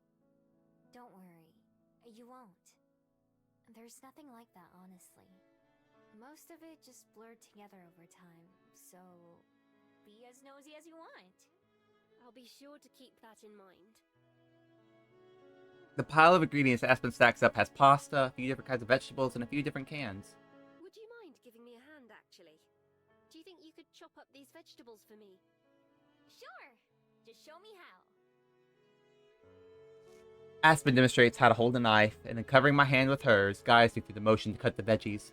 Don't worry too much about making them all the same size. Close enough is fine. That's good.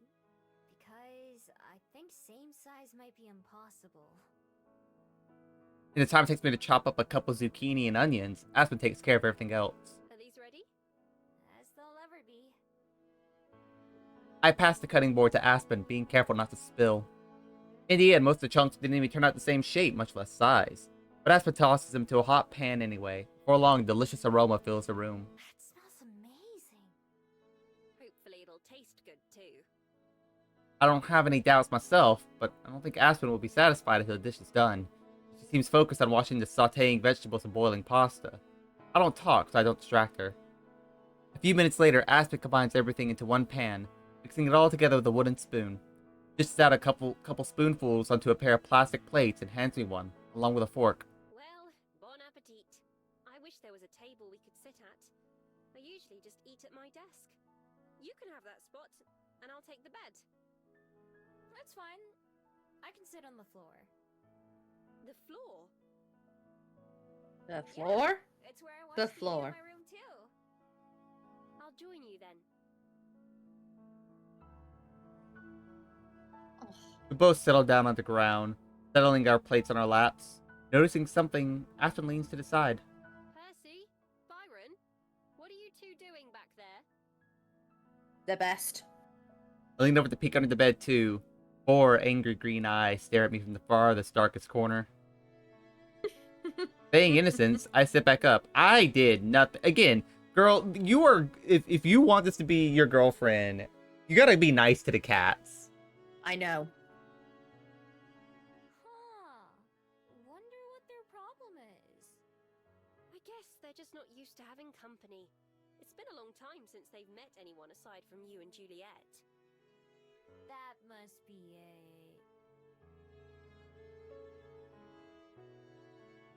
I don't mention that I might have something to do with it too, but hey, the cat started it. Grabbing my fork, I turn my attention back to dinner. I try to make sure to get a little bit of everything in my first bite.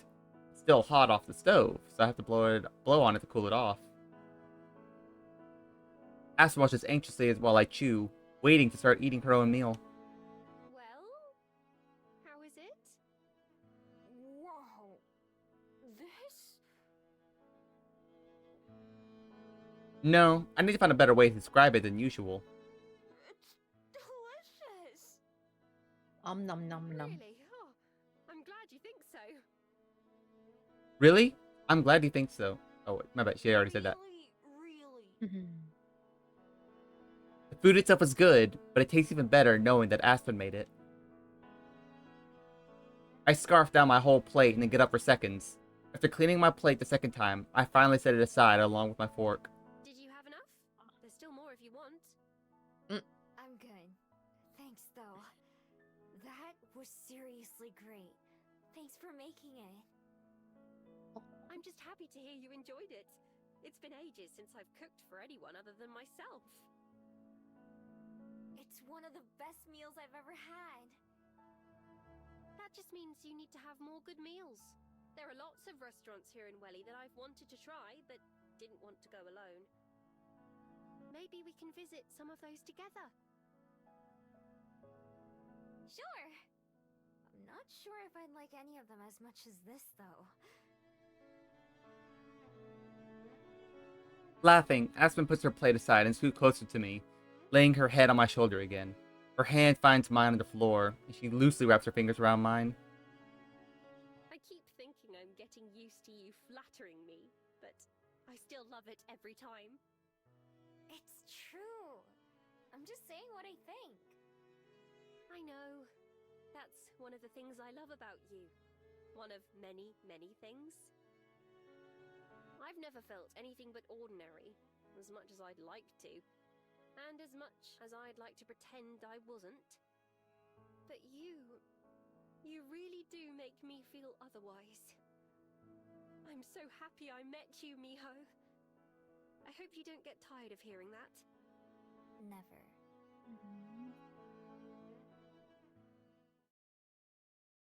This is too cute. Even though things have changed so much, the morning routine is more or less the same. The three of us chit-chat about our lives and mundane things until we finish eating. After pushing her empty plate away, Aspen leans in. So, Miho, there's something I've been thinking about. And Weddings? I understand Please, this is spill. something I wouldn't even want to consider. But have you ever thought about finding a way to stop your magic? Excusez-moi. Juliet also turns to look at me, putting me on the spot. Not that I can remember. That's like asking if you've thought about finding a way to stop your nose from working. I see.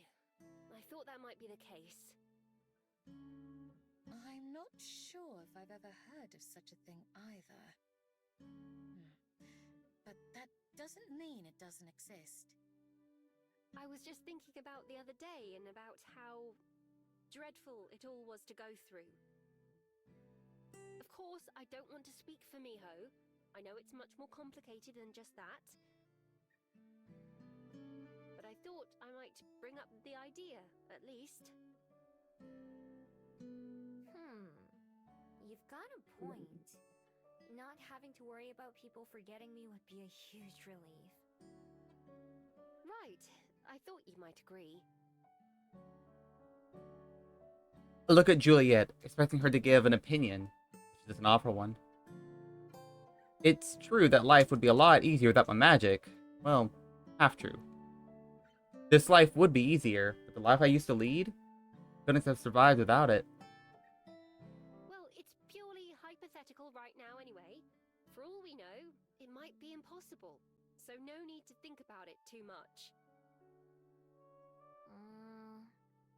It's worth thinking about, though. The only two people who actually remember me are in this room right now.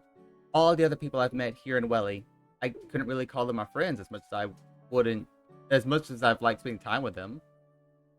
Every time we see each other is the first time as far as they're concerned. Maybe that wasn't so bad when I was still on the fence about whether I'd even stay in town or not. But no, now that I've been here a while, long enough to build something worth missing, wish I could make those connections something more secure.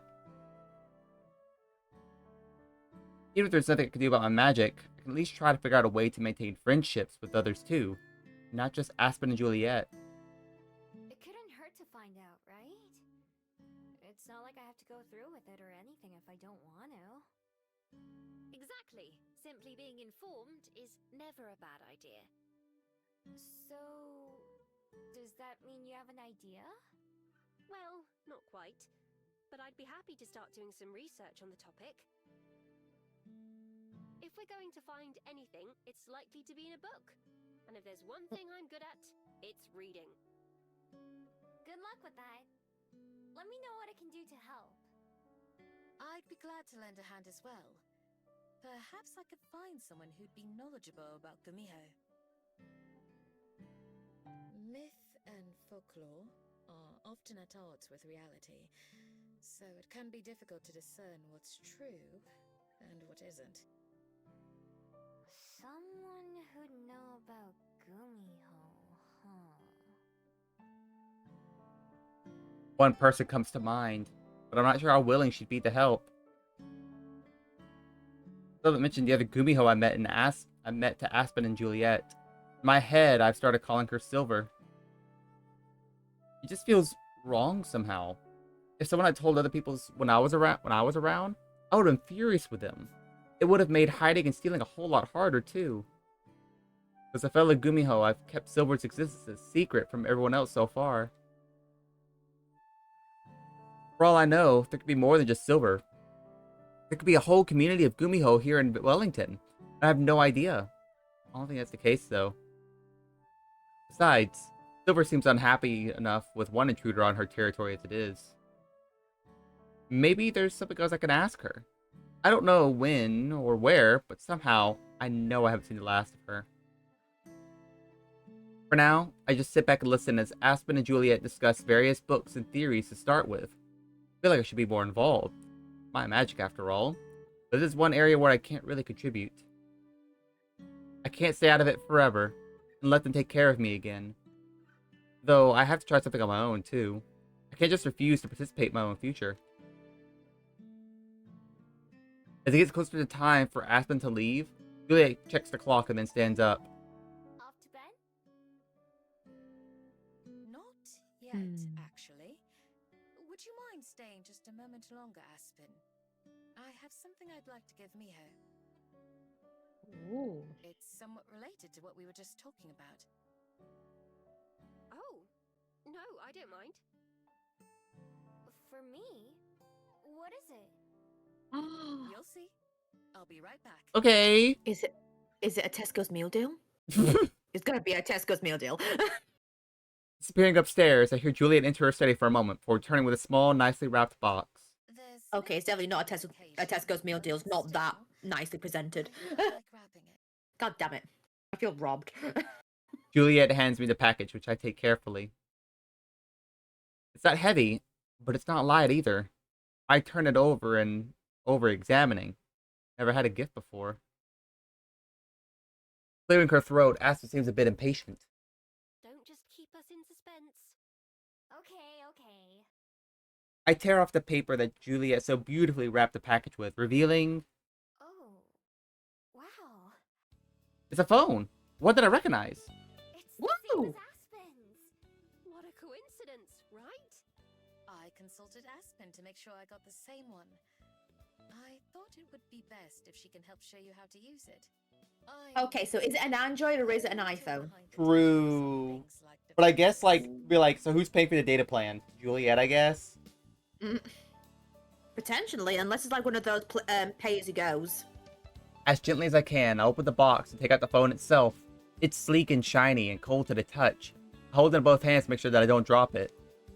Thank you. Really. This is the nicest thing I've ever owned. Think nothing of it. As you have more loved ones and responsibilities, it's important that you be able to stay in touch.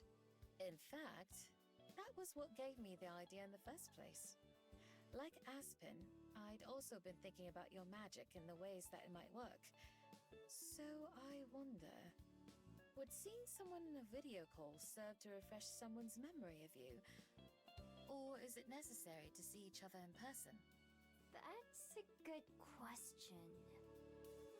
I don't know. I can't believe I never thought to ask that before. Neither Aspen nor I would want to gamble our memories of Miho, in case it turns out not to work. So we need to find someone else to participate in our little experiment. With that in mind, I'm not sure who to ask. It's a harmless trial, but still a bit much to ask of a total stranger. Someone willing to try something weird without hesitation.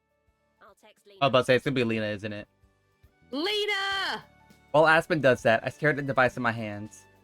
Could something so small really solve so many of my problems? It wouldn't be a perfect solution, but it would be a lot better than nothing if this works. Even if not, I won't let that change my earlier decision to find some way to be remembered by the people I've met. It's like researching my magic. I can't leave everything to someone else or hope for an easy way out. Alright, Lena says she's willing to give it a go. I told her I'd explain more when I saw her. Usually you'd think those would happen in the other order, but this is Lena we're talking about. Mia, Oh, yeah. would you like to come down to the Bell House to see her with me now? Sure. As long as Juliet doesn't mind me leaving the library. By all means, I'm eager to see if this works as well. So it's settled then. Shall we be off, Miho?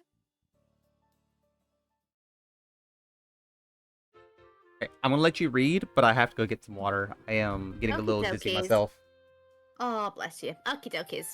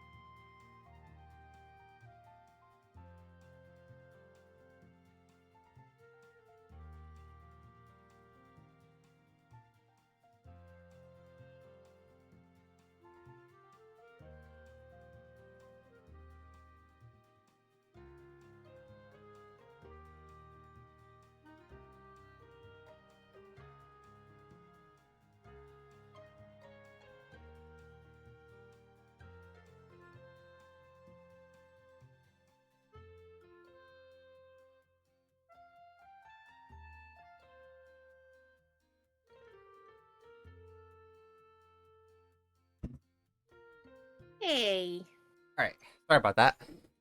it's alright. Someone's giving you some head pats as well. Yeah, I noticed. Thank you, Chagris. Hey. Okay. Lena's waiting for us inside a bell house when as we arrive. Morning, boss. Hey, Lena. So, you're the person with the weird memory thing, right? Yep, that's me. I've already introduced myself to Lena more times than I can count. Still, what's one more? This will be a great start to my new goal of making sure the other people I've gotten to know don't keep forgetting me. I'm Miho. We've met before, actually. At tennis and at the Bell House and a few other times, too. Really? That's it? What you mean? I would have Not that thought it was more hard. convincing than that. I mean, to be fair, this is Lena. True. Lena's like, oh, you got a weird memory thing? All right, All those things checks. you mentioned, but I couldn't think of who I was with. Now I can stop trying to remember that and devote that brain power to something else. Yes. I'm sure Ah. you can. So, let's see. I just need to get Miho's number, right? And then video call her tonight? Right. Any time should be fine as long as it's before this time tomorrow. Miho can come with me again in the morning, and we'll see if you know who she is. You got it! I'll try extra hard to remember her. I'm not sure it works like that, unfortunately. I wish it were that simple. Maybe it is, and you just didn't try hard enough.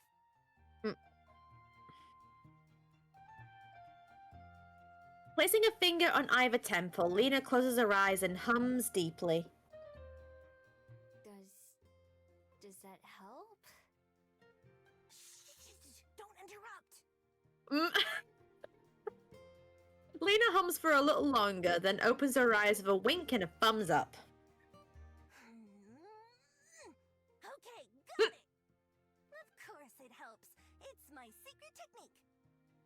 Whoa! If it works, then maybe you could teach Aspen too. I think I'm all right, actually. Oh, Miho, That's Lena. really useful. That's a very big if. Whatever. You'll see tomorrow when I remember all of this. Anyway, Miho, what's your number? It's, I pull out the phone Juliet gave me, inspecting it closely. I'm not sure where it is. Shouldn't it be written somewhere? I look around the edges, trying to find anything that seems fitting. let's do this instead. Miho, may I see your phone? I handed the device to Aspen, who swipes one finger, then begins to tap through the screens. Whoa, you're a pro at this. Juliet's a lot slower whenever she uses hers. I'm not sure that Juliet's the right standard. She still prefers a landline when she can. Okay, Mood. here. I saved Lena's number for you, Miho. Now you can call her so she can save your number. Right. Okay, let's see. Taking my phone back, I try to remember how to do that. Lena comes and watches from behind Aspen. New phone? New phone, who's this? Moving away, Aspen brushes imaginary dirt off her shoulder. You're in my bubble. That's the same kind Goes the Aspen has, weasel. right? Yup. This is the first phone I've owned. Wow, really? So then how do you check Triller or Space Face? Oh Who my knows? god. No, Miho, don't. Miho, don't! Stumbling backwards, Lena seems like she's at a loss for words. which might be a first for her. I guess she does have something in common with Aspen. Wow, you really do have a lot of catching up to do. I'll help you get set up when I call you. Oh my god. It's like, you can't not have a Triller, even though it's terrible, I hate it, but you have to have it. Space phase, I don't know about. Everyone Okay, I think that's enough, Lena. Oh, you never let me finish talking! You never would finish talking if I didn't stop you. That's not true!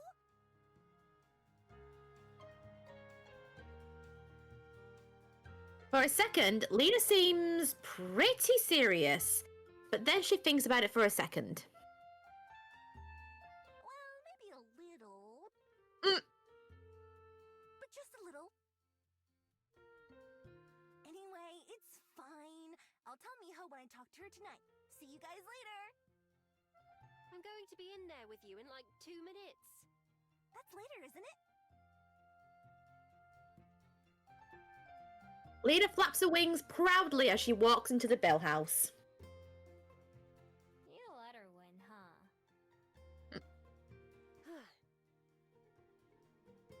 Sometimes it's better to just let her go. But I'm glad she said she'd help out. She's a mess, but she sticks to her word at least. You two seem pretty close. Do we? We started working here at the same time, so we've spent a lot of time together. You've spent more time with her outside the Bell House than I have, though. She can be a lot, but she comes through when it matters. Like with this. I knew before messaging her that she'd be willing to help out. It's just how she is. Don't you dare Aw. tell her I said that, though. Jeez. Stepping towards the Bell House door, Aspen turns to say goodbye to me. Well, it's my least favourite time of the day. Time to say goodbye. Oh, no kiss goodbye? No goodbye So you're willing kisses? to ditch work and hang out with me instead. Believe me, it sounds more and more tempting each day. That just means I have to keep trying. I should probably get back to the library too, though.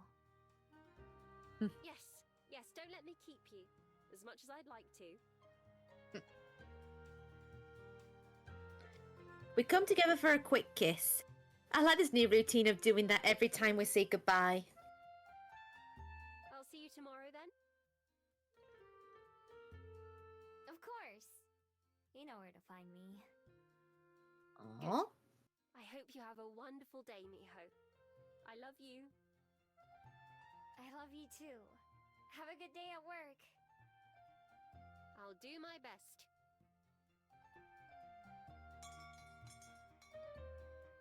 Aspen walks inside and the bells over the door chime like they're happy to see her. I wait until the door fully closes behind her and she disappears from sight before I head out on my way.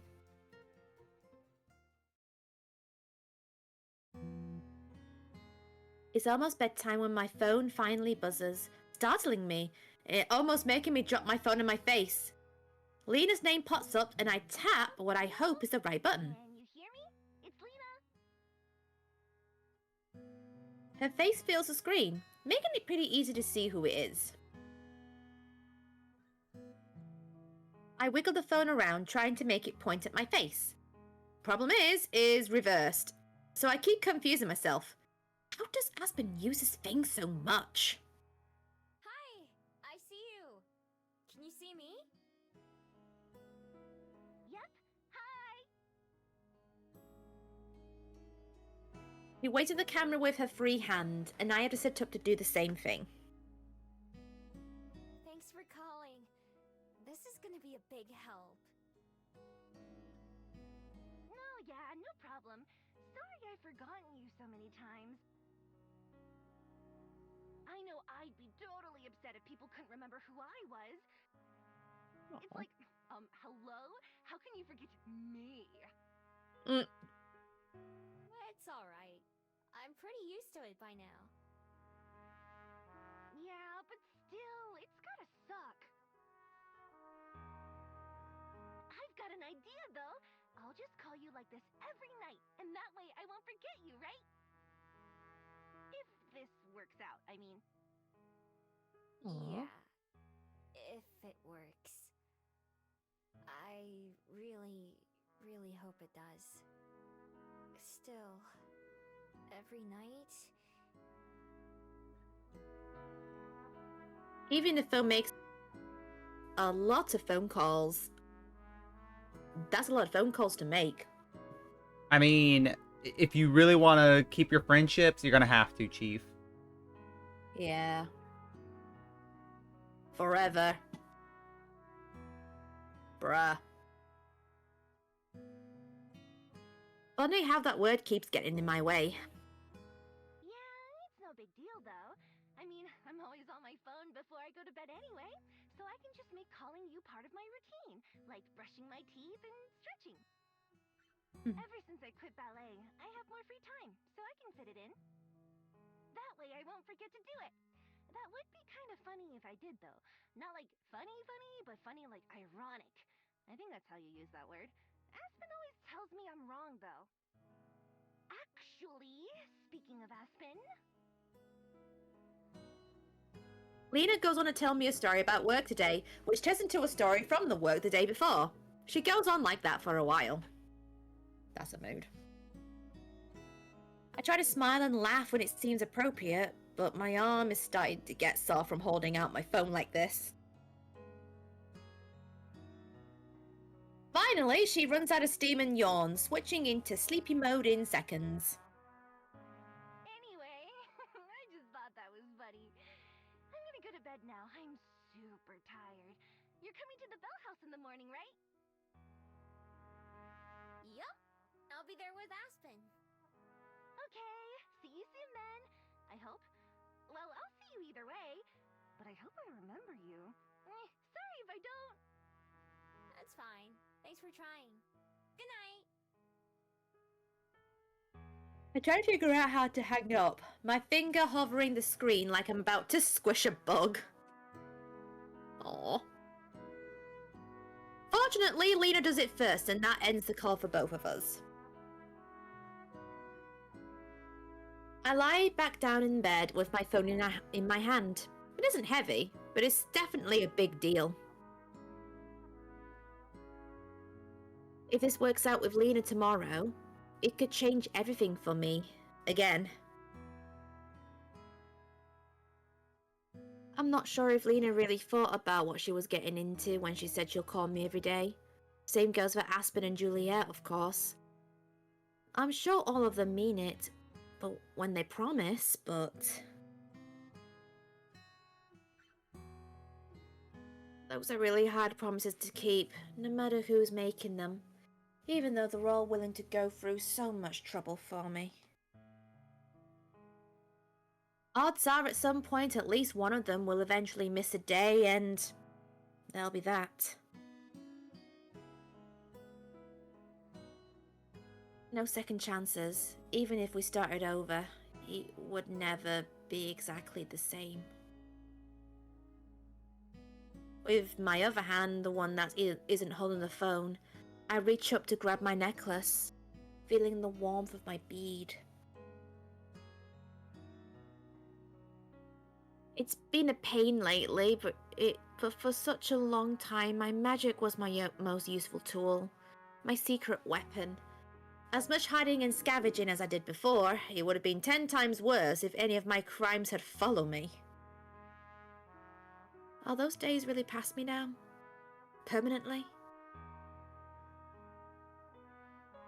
Husband's idea about stopping my magic is interesting, and I can't get it out of my head. Being able to be remembered by everyone I care about is the number one thing I could ask for right now. Will it always be that way? Say that there was a way that I could change things and make it so people didn't forget me? What if it wasn't possible for me to change my mind later? Sure, it sounds nice in the moment, but... forever is a long time. I keep being reminded of that. I took a necklace up so I can see the bead. It still has a soft white glow to it. I wish I knew what it meant. I wish I knew what any of it meant or how it worked. Such as love. Oh yeah, my husband's redeemed a drink water. Yeah. Drink some water. Yeah, Toodle-Doos is my husband. You should drink some water as well if you have some. Mm-hmm. Yep, I'm drinking.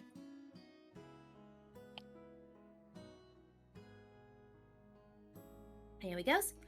I wish I didn't have to deal with these questions and problems. Of all the forms for my magic to take, it had to be this confusing one.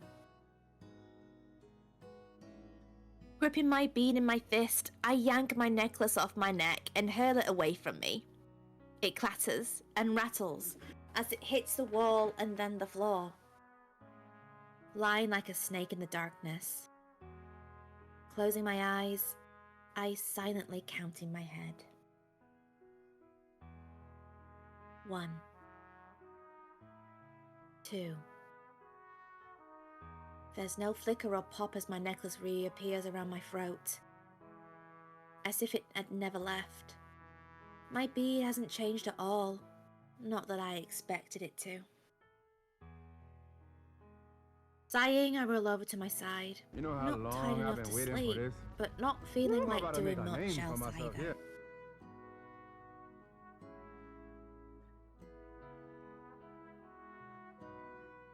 This necklace has felt like a lot of things before. A comfort, a memento, a guide.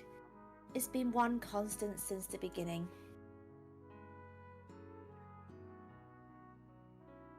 Right now, heavy against my pillow, it feels like an anchor.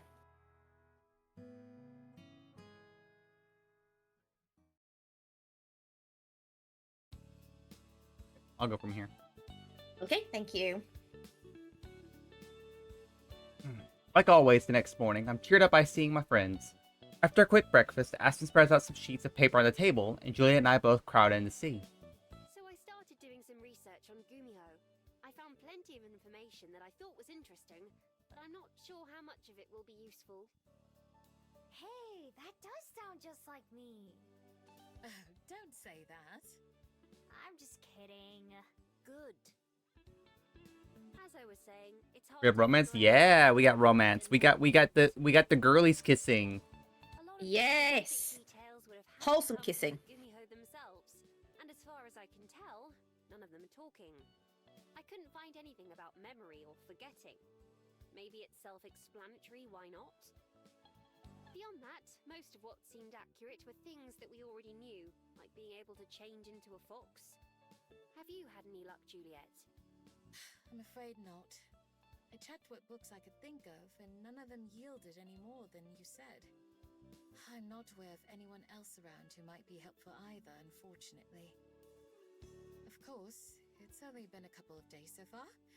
I'll keep looking. We're bound. I'll keep looking too. Whoop, click that There quick. was one other thing that came up I thought might be worth mentioning. Oh? I read a lot about Gumiho carrying a special bead that has something to do with their magic. You have one of those yourself, right? Yes, and I can't get it off me. I remove my necklace, more gently than last night, and hold it out for them to see. Yeah. I've had it my whole life. May I see it? You can try. I pass it to her, and Aspen handles it delicately. Pardon? What do you mean? It poops out of her hand and back around my neck. Oh, I see. Yeah, I couldn't get rid of it, even if I wanted to. Wow. Am I wrong? Or is it glowing? Yeah, that part's new. I was in bed when I noticed it a couple days ago. I know it's important, but not how or why. Your wild instincts inform you. Juliet says it so matter-of-factly. Not like there's something bad or that I should have gotten rid of. It's still a part of me. My other self, no. The other part of me hasn't gone away, even as I've spent more time away from it. When I first came to Wellington, I still thought of myself as a fox. Now, I'm not sure how I see myself. But my bead and its mysteries are a reminder that I'm something different. Well, that sounds promising. It means something is happening, even if we're not sure what. Let us know if you notice it changing in any other ways, Miho. The more knowledge we have, the better. Yeah, I will. Once again, I think of Silver and her bead, which shone much more than mine. Will mine look like that someday? I don't know what it took to make hers glow so brightly. Maybe even Silver doesn't know how the bead works. If it's instinctual, then shouldn't I understand too? I guess I'll just have to ask sometime. I wrap my necklace back around my neck, popping the magnetic clasp together. One way or another, we'll soon know more about Miho's magic from your experiment. Yes, I think it's just about time for Miho and I to head out. By the time we get there, it'll have been a full day. I'm ready to go if you are. You know I hate sitting around waiting. Another thing we have in common. All right then, let's be off. Good luck, you Hey, two. let's go see Let me know how Lena. it goes. Will do.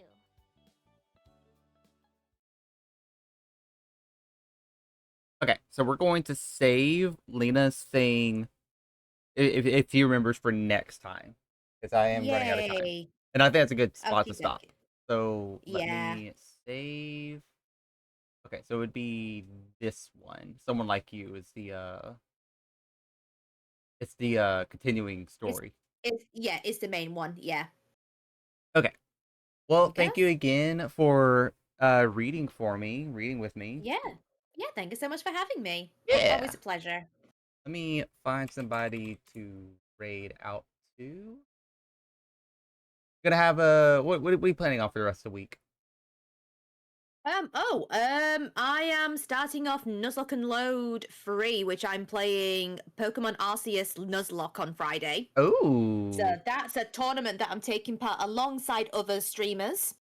It's basically you go as far as you can with the least amount of deaths, and if you complete the run, it's like the time. So there's like rules and stuff. So Okay. Well, that sounds fun. yay. Well, thank you Yeah. again for speaking with me, and we're gonna raid into Winners, who is playing some Monster Hunter. Ooh, And very good. hope you have a lovely rest of your day. Yeah, you too. Have a Bye. good day. Bye. All right, everyone. Have a good time with Twinners. Like I said, they're playing some Monster Hunter. I'll be back later this afternoon with some Fork Knife. I'll be playing with Alfida, Oracle, and Sarah. Grape sadly could not join us, so we could not do a rival stream, but we'll see. I don't know which one we're doing. I think we're doing Fork Knife. But until next time, y'all, have a good one. Bye-bye.